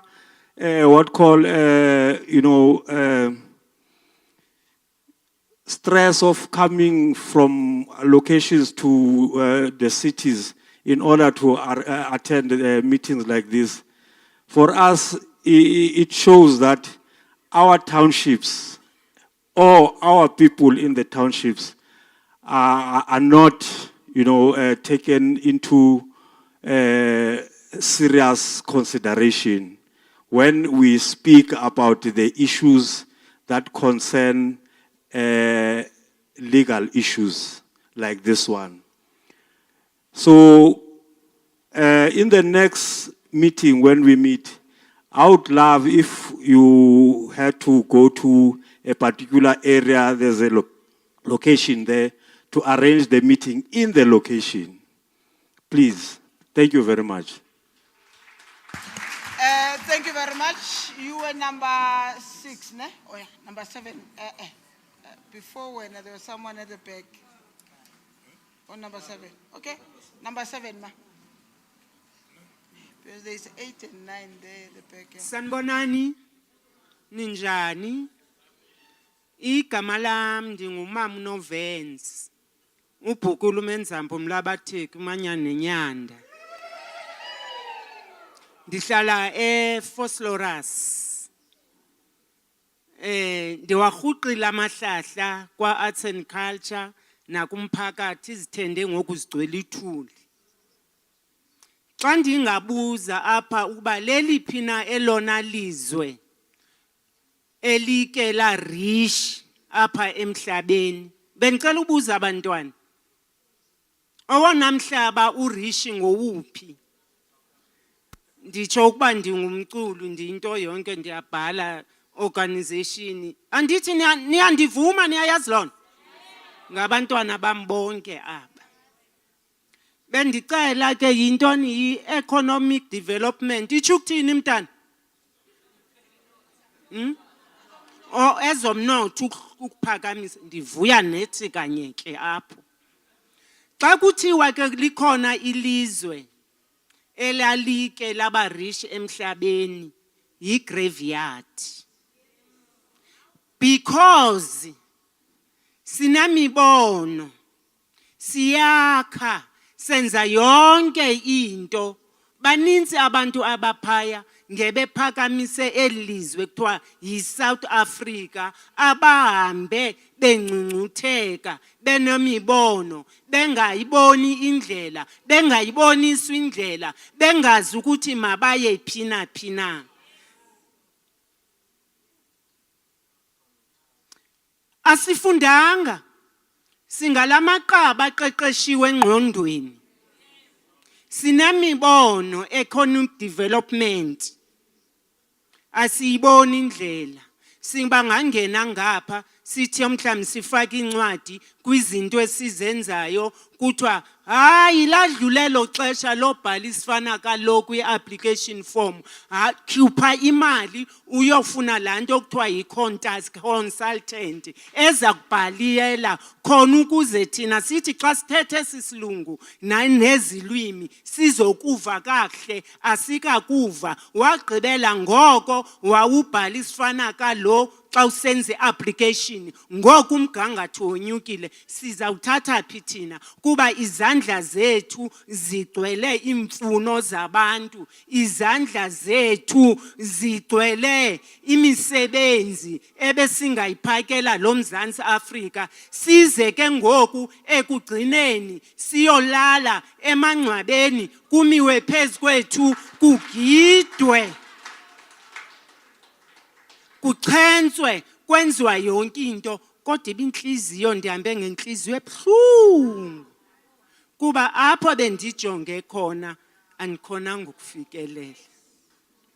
Ndisitsho ke ngoku DTI ndicela nimtolikele mna bendibona ukuthi mayibe mfutshanana lento kuba ndawuthetha kunamhlanje nive kusasa kuba ndikho. Ndina 66 years, ndiwarhuqe la mahlahla ndina 18 years from ezilaleni netalente yam ndaze eRhawutini ndayisebenzisa ndakotiza ndapracticele ema-toilet kuba ndingafuni ukuthi indoda ibone ukuthi ndiphethe ntoni na kuba ngalo maxesha kwakufuneka mawendile uphelele ekitchen ndize ndalapha ndagqitha ke bendicela into enye sinamabali sinentsomi sinamaculo mna bengicela nje indlela emfutshane kuba kudala sazibelwa ezi zinto size ngenyawo apha uyabona niboxoke kanjani bendinjengawe lo bendinjengawe ndinyathela ngabantwana kuba italente lento endifuna uzenza azenzeki bengicela mina ukuthi xa ufuna ukuregister ama-rights wakho or xa ufuna ukuthi kunezinto abantwana besibaphethe abazifunayo bahambe ngendlela e-right bangachazwa si-stage kuba kunabantwana ngabantwana abanamatalente ukuthi ndiyazi ukhona uSambro kodwa apha ekubhaleni incwadi kodwa ekwenzeni ama-document kodwa ekwenzeni amafilimi ukuthi uDTI athi iya ngoku ama-rights wami alele phansi kwamatrasi ngoku niyeva kwakusithiwa yiye eposini iposi ibuye ubhale uthathe lo ncwadi ungayivuli uyifake phansi komatrasi zininzi ziphansi komatrasi ngoku ke nami ndifuna ucofa le nto kuthiwa yi-judicial enithetha ngayo ndiyenze ndithole into e-right ndiyongena apho. Siyacela economy khake nivule ne-funding nama-sponsors ukuqalela nje phansi ngento encinci kuba siqala ngento encinci kanti le nto iyale kuba uThixo usiphila ingqondo asiyanga esikolweni but sinama-degrees esawaphiwa nguQamata nguThixo esiwaphetheyo engesiphilisa lo mhlaba sicela ama-application forms sicela nama-rights kodwa kuke kuqhume. Enkosi.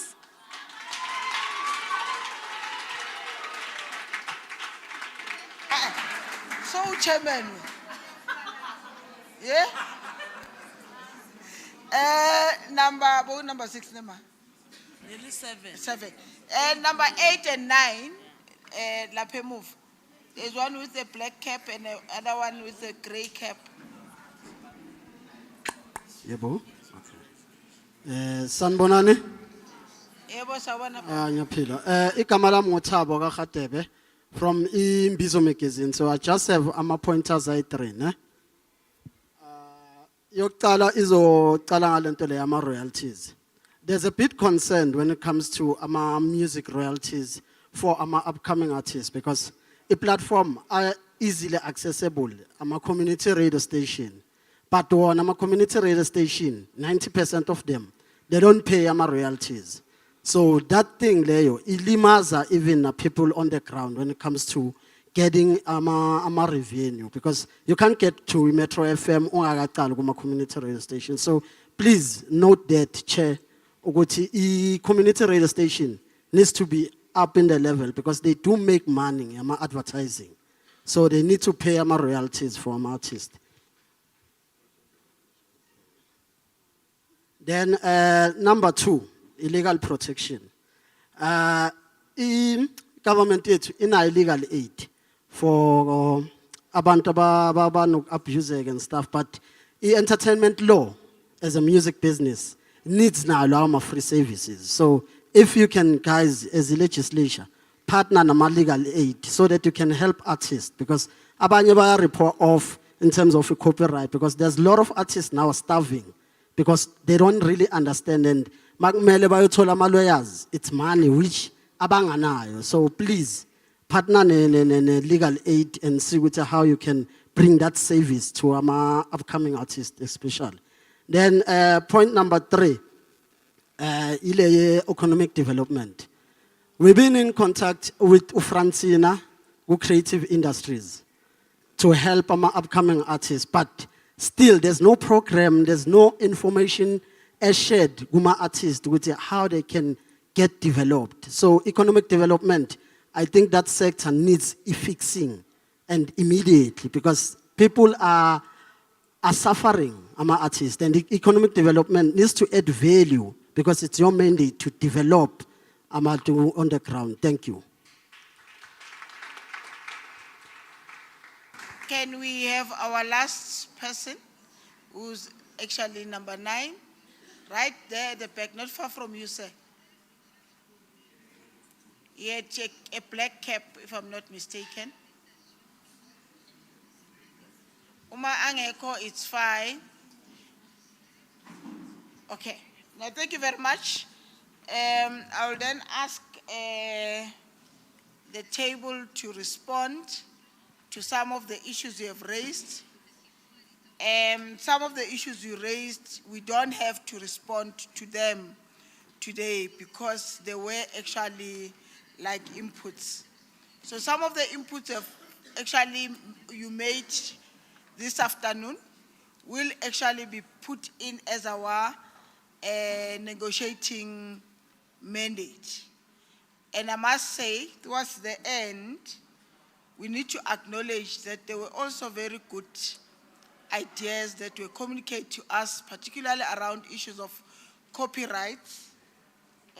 You know, by sharing a sikhosa. I want to shine a scene to izwakala kahle. Aitolikwa.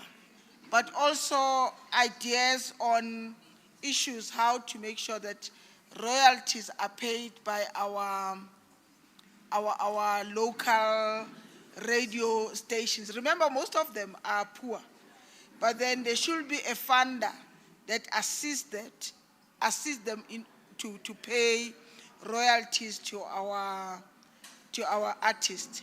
And I think some of the ideas that came there at the back around that issue have been noted, and I think we will actually put some of those ideas as negotiating mandates. We also have actually received an advice and input around people with disabilities, particularly children. Remember, some of the kids cannot go to school, they go to special schools, and they need to start there being treated as artists. We should not wait until they are older or they've graduated. And I think some of the ideas that came, that we should not only look at adults, we should also look at young people or from a tender age who are actually involved in arts and culture, and they must also be considered when this bill is actually being developed. And thank you very much for some of those ideas. And we have also noted that, you know, one of the former ministers used to call this industry a golden industry, and a golden economy. And unfortunately, you know, every time someone new comes in, abandon someone's idea when the idea is also it's also good. So we have taken us back to those ideas of focusing on this industry as a golden economy. You might not be using amandla lankayizwa abanye abantu, but you also use amandla wenu in your own creative way. There were also ideas about job creation, which has got nothing to do with the subject this afternoon, but we have taken the ideas, and I'm sure Tate Litswalo will pursue some of the ideas that came from Ubabu Stum. With that, I will then allow the front, the table, to actually respond to some of those issues, and then later we'll then give you Uguti what is the way forward. May I also indicate that all ideas communicated in this house for us were actually good ideas. There's no stupid idea. It might be stupid to you or clearly somewhere in a corner, but for us who are seated here in front, all ideas were good, even those that are not related to arts and culture. I mean, there's two more ideas, for example, are actually ideas for economic development, but they've got nothing to do with arts and culture, but we have taken them, you know. Ideas about health and social development, they might not be related to this engagement today, but for us, they are important and we've taken them. So in other ways, we need to respect other people's ideas. And of course, every time we have an engagement like this one, we actually leave here richer. And I do appreciate and acknowledge the older ideas, you know, because people are kudala and basakhuzuka namanje. It's a combination of the old and the new, because things for them have not changed. And that is why we always take them seriously. And thank you very much. Can we then have our response? Sorry, I'm so short. Thank you to everyone for your inputs and comments. I'm just going to answer some things.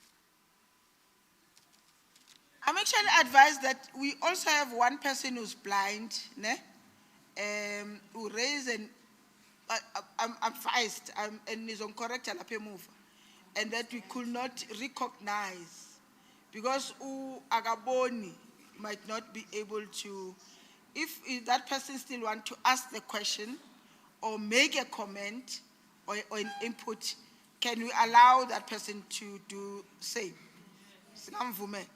Okay. Ngicela ke laba basi-advisayo or aba-assistayo ukuthi akhuluma sim-recognize. Can we have that person assisted? Okay, assistant lapha emuva. Thank you for the opportunity and for Ngingamncedisa ukuthi asukume except if for recognizing me. ngale ndlela ukuthi akakwazi ukusukuma. Chair, I just want to comment on. Oh.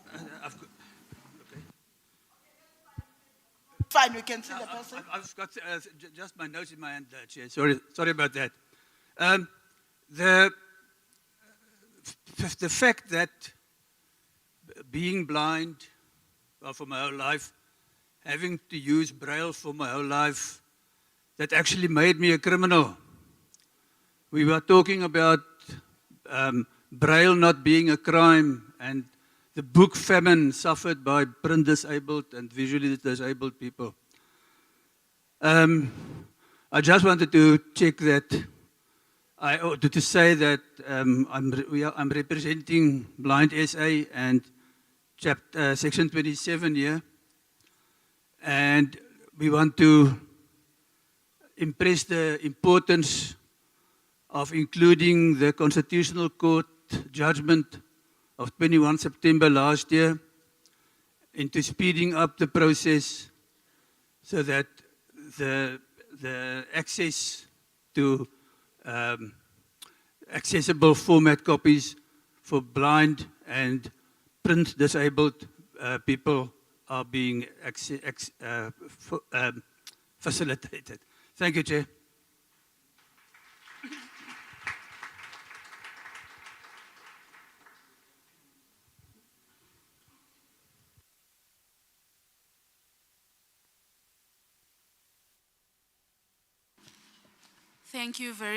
Thank you very much again for all the inputs and comments, and I will be taking it back to my principals at the department. Just some few general responses, and I'll start with the point of copyright is very complex. And without taking the importance away from the performers and the creators, as we've just heard from our last speaker, there are many other stakeholders that are involved in copyright. The blind, who need copyright from a different perspective, which is not necessarily creating of a work, but being able to go into an exclusive books and knowing that they can buy a copy of a book. The youth issue I take very seriously. If we could have a side engagement, because we have legislative changes, which is the bill before you, and non-legislative.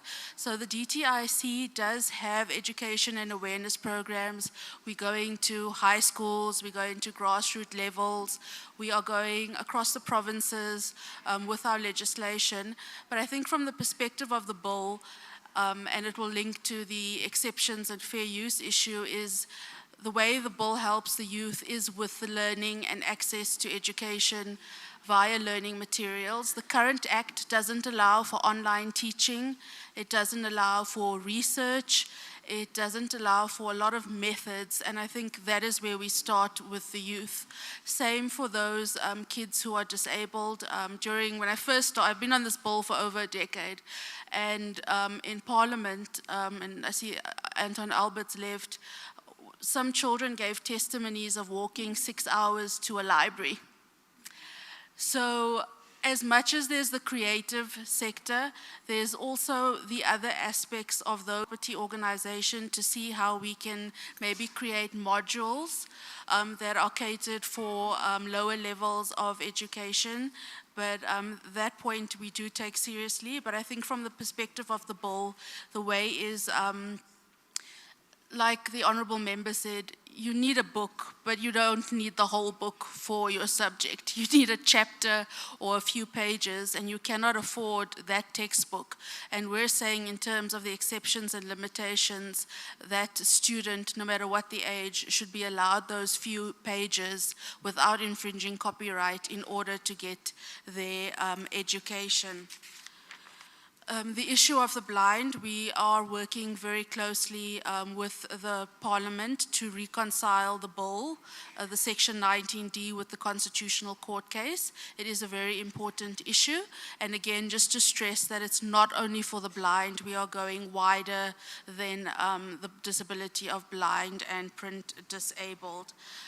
The issue of unemployment and the community radio stations, I think what is core in this bill is that matters are no longer left to contract, that if I have a contract with you, I could get paid this.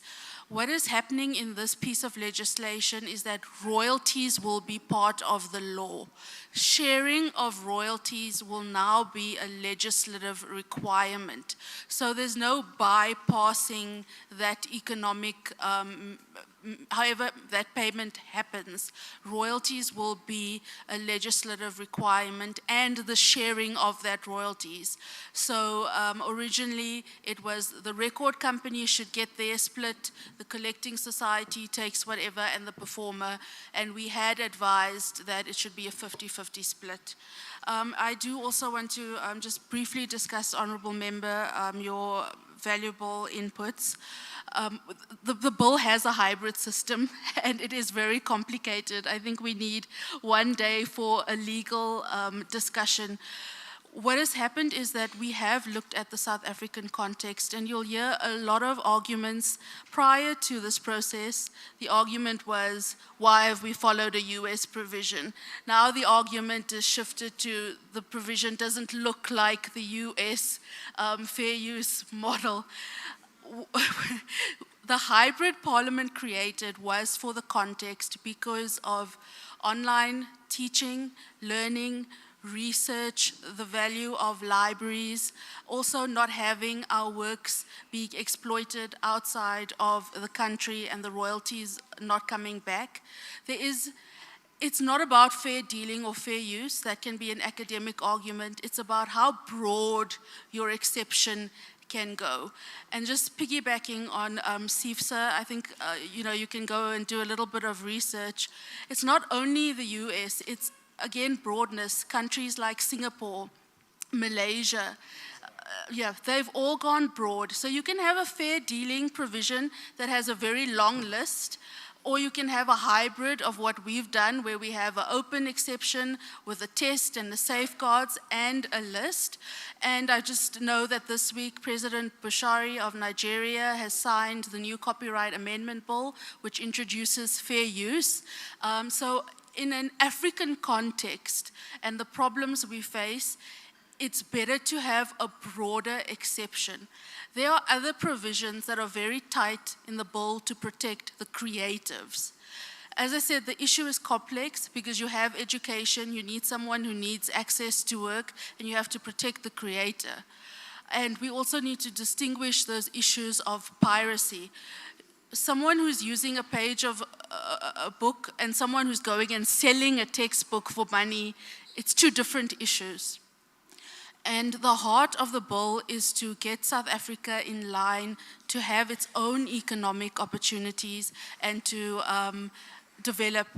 And what's very important, and what the honorable member said, is each one of those treaties, the WIPO of the World Intellectual Property Organization, allows any nation to have exceptions and limitations in its domestic law, and it doesn't prescribe how you do it.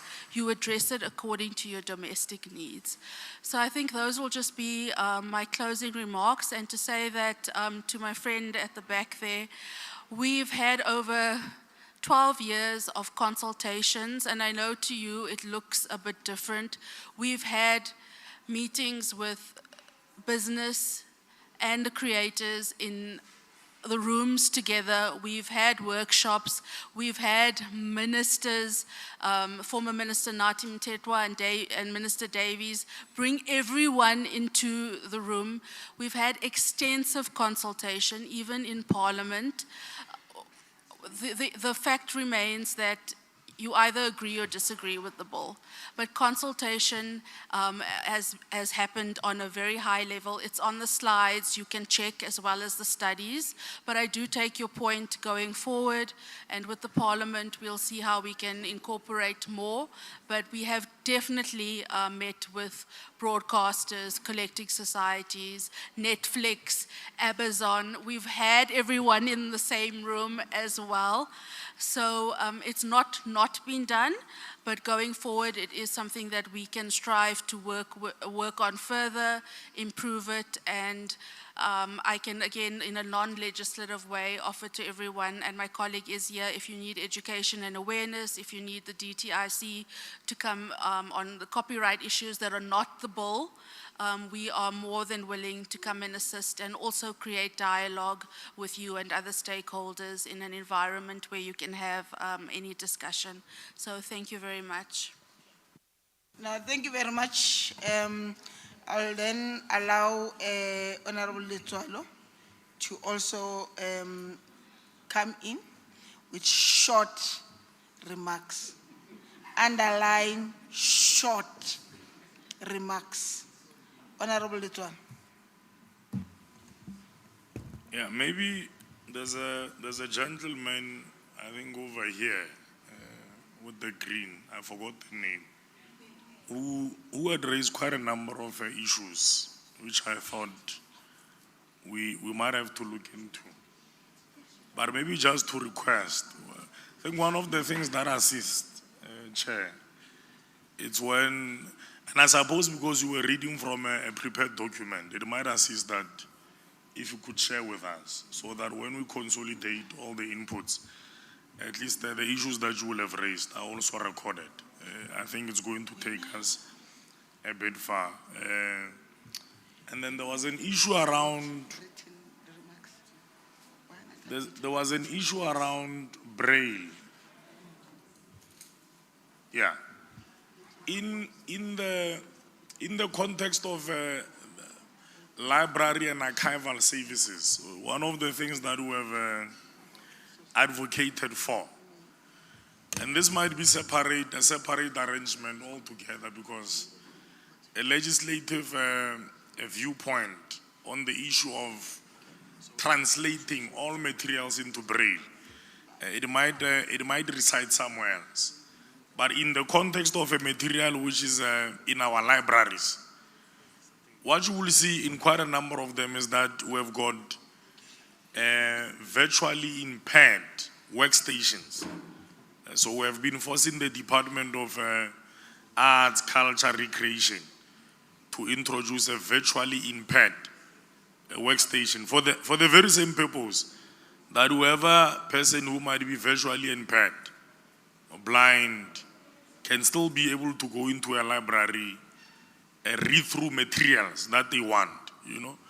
And what it does is that you go through it, it can also be able to translate orally, you know, the material that you are reading. So we really think that is about one of the interventions which are quite critical, but we also want the community to assist us in an instance where you know of a library in Gauteng, which might not necessarily have that feature. It might assist us if we're to be aware, so that we can follow up with the relevant department for them to cause for that intervention. And then there has been quite a number of issues. And the other issue speaks about hosting these meetings in our communities, which is a fair point. It's agreeable. I know in other instances, other people would say, hey, why don't you get a central point, you know, so that we can all converge at that level, you know.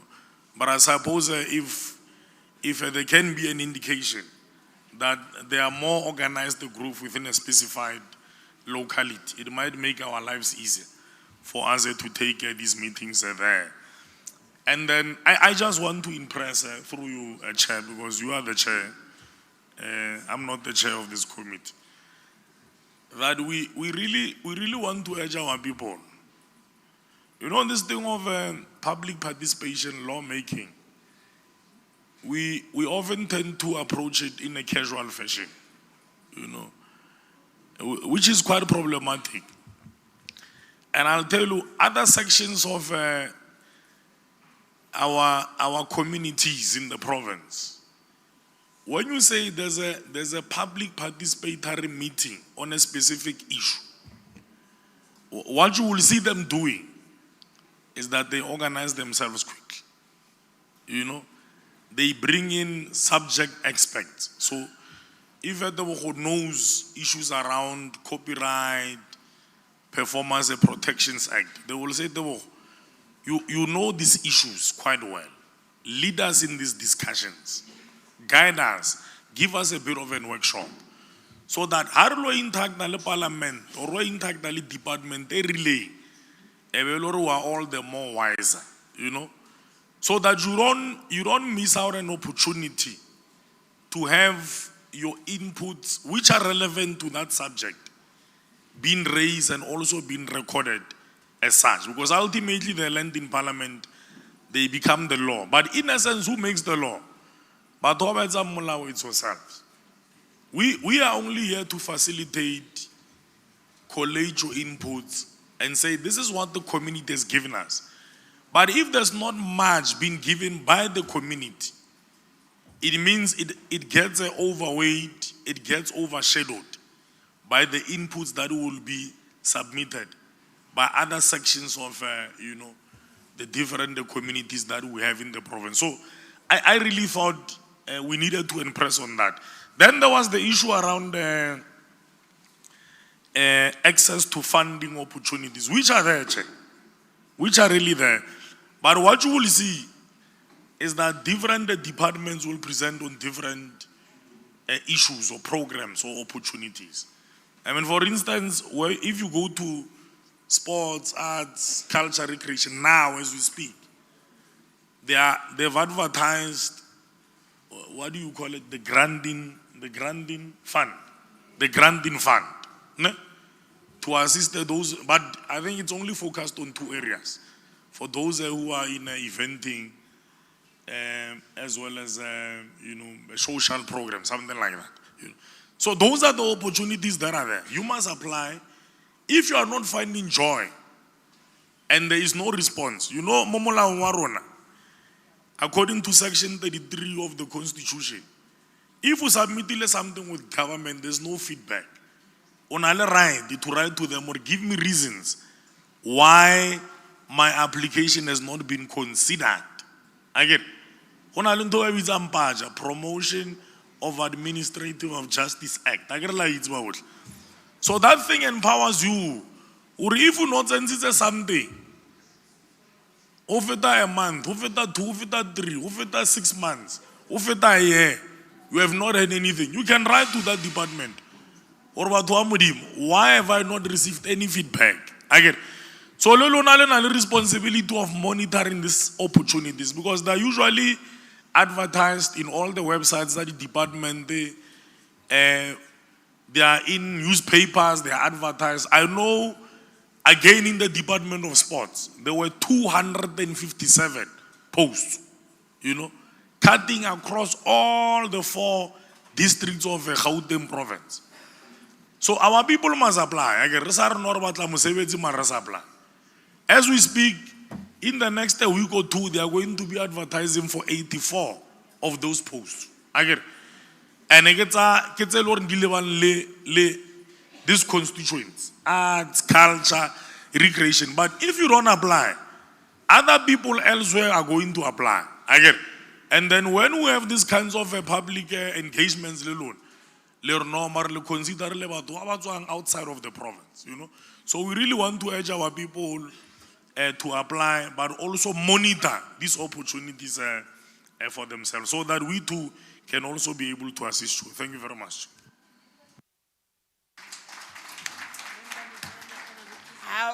Ukufunda kusho ukuthi understand isilungu. I said short remarks. Uyabona mara, uyabona nesisi kusho ukuthi noma ungafunda kangakanani kusho ukuthi isilungu understand. Nithe short remarks. Yeah. No, thank you very much. Ngiyabonga kakhulu. I will now ask the chair ukuthi enze arepe our meeting and indicate ukuthi from here siyakuphi. There are a few people that privately have asked you. I know there are quite a number of people, including yourself, who have made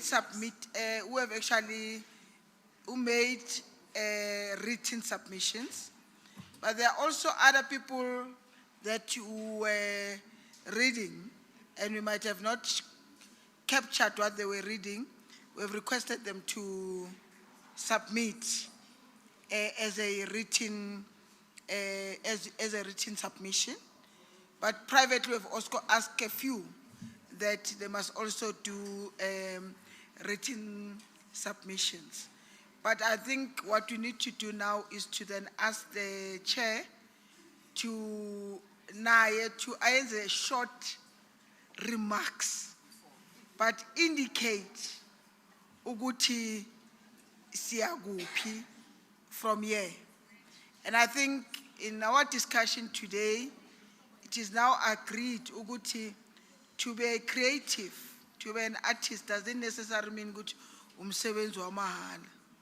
Asinemsebenzi emakhaya umshado siculisa laba sibaziyo ukuthi bayacula sifuna baculisa mahala.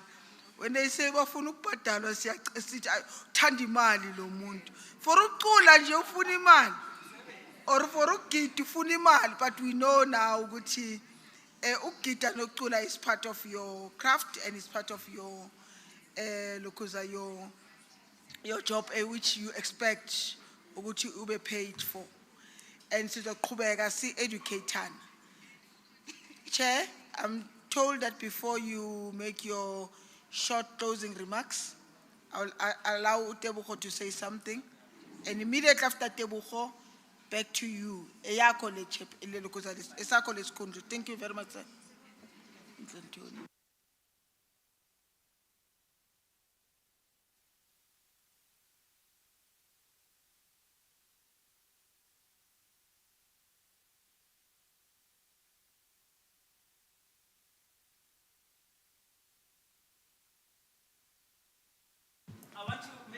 It must be on record. Use this. I want to make an announcement that will benefit everybody, especially those who want to know more about the intellectual property space, copyright, patents, designs, trademarks, and so on and so forth, in the media cycle. So we'll be running a program with Kath Sita in educating on level 5, skills program, level 5. So if you are interested, I don't know how we're going to do this, but we will communicate somehow. Some of the industry people here know me. So we, as a company, we are accredited for level 5 skills program in intellectual property. So we want to assist the creative industry working together with the DTIC. So that we can assist to educate in that space, and even beyond creating works, so that if you want to empower yourself, one day you are a specialist, you can go to a university, learn copyright, have a degree or diploma. Thank you very much.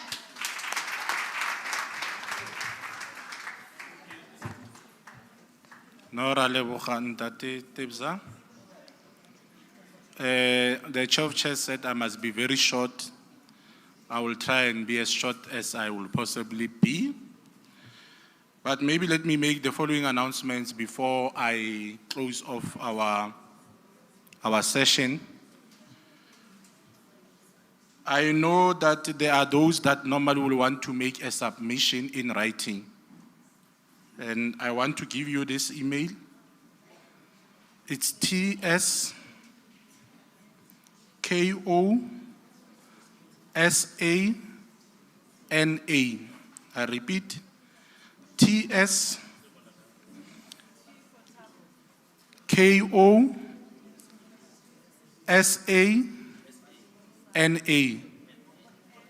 Kitis Kosana at gpl.gov.za. I will repeat, tscosana@gpl.gov.za.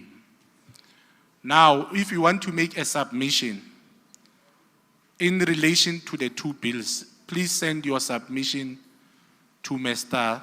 Skosana. Secondly, if there are any other issue related to economic development outside the two bills related to our committee, you can send to Thabo. Lesamoshela. Lesamoshela. Listen, the youth are relevant. I'm saying if there are issues related to economic development beyond the two bills, we are also responsible for Gauteng Enterprise Propeller, Gauteng Growth Development Agency. We are responsible for Gauteng Liquor Board. We are responsible for Gauteng Gambling Board. We are responsible for all special economic zones in the province. So it's important that we don't come to us dealing with the bills. You only raise issues related to the bills, but you will not raise issues that are relevant to economic development. So you can send an email to Thabo highlighting your input on the bills, but also if there are issues that you want clarity as in related to services of economic development, you can send Thabo that email. My email, if you want to lay any complaint, is W, my surname, W Mateke, you see my surname. The way it's written here, my email at gpl.gov.za.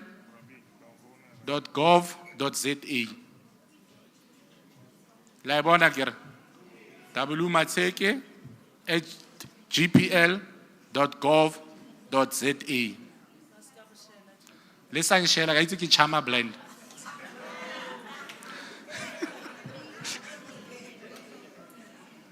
My WhatsApp number, and there's a reason why I'm giving you my WhatsApp number. My WhatsApp number is 063 519 1937. 063 519 1937. I'm sharing with you my contacts. I get a little khaitile. So we must be at your service. So if there are any issues related to the bills, related to economic development, you can send me a WhatsApp.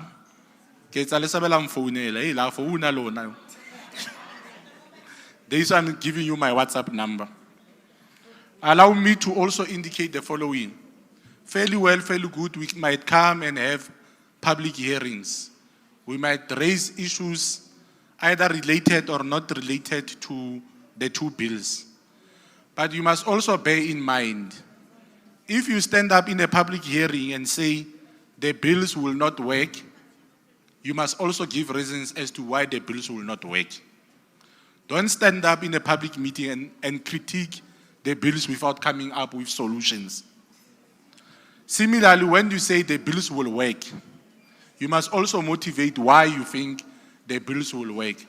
Ultimately, once we are done with the public hearings, like I've said when we started with our meeting, we are going to give our permanent delegate, who's member Dango, the mandate to negotiate on behalf of the province, the position of the province.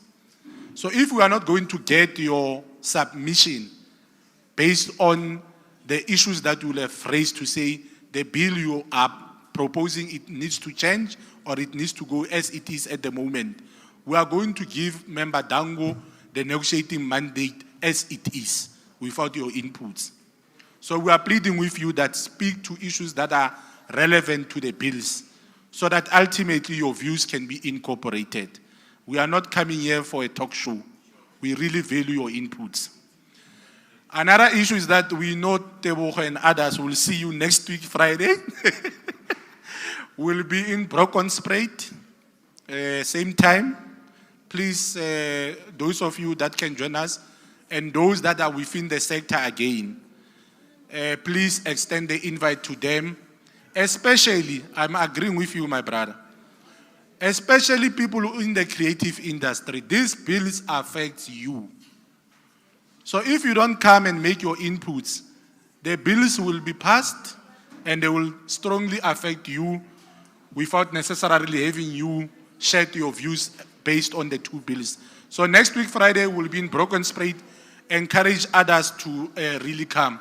The email that I gave you, Mr. Skosana, Mr. Tebogo, please share that information with Thabo, so that Thabo can then share that training that you are offering with our own stakeholders.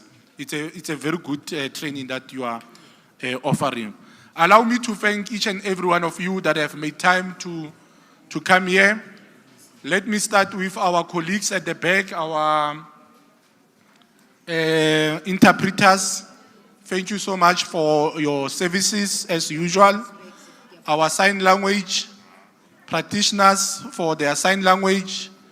All the officials within the Gauteng Provincial Legislature for the hard work and the success of this public hearing. To all members of the Portfolio Committee who managed to come and join us at this public hearing, thank you so much, honorable members. I'm thanking a fish for swimming, which I'm not supposed to be doing, but let me do it anyway. Thank you for being with us. To our stakeholders, thank you so much for having made time to join us and make inputs. I know that we are all tired. Lunch will be served on my far right. Colleagues, let me close the session. Thank you so much.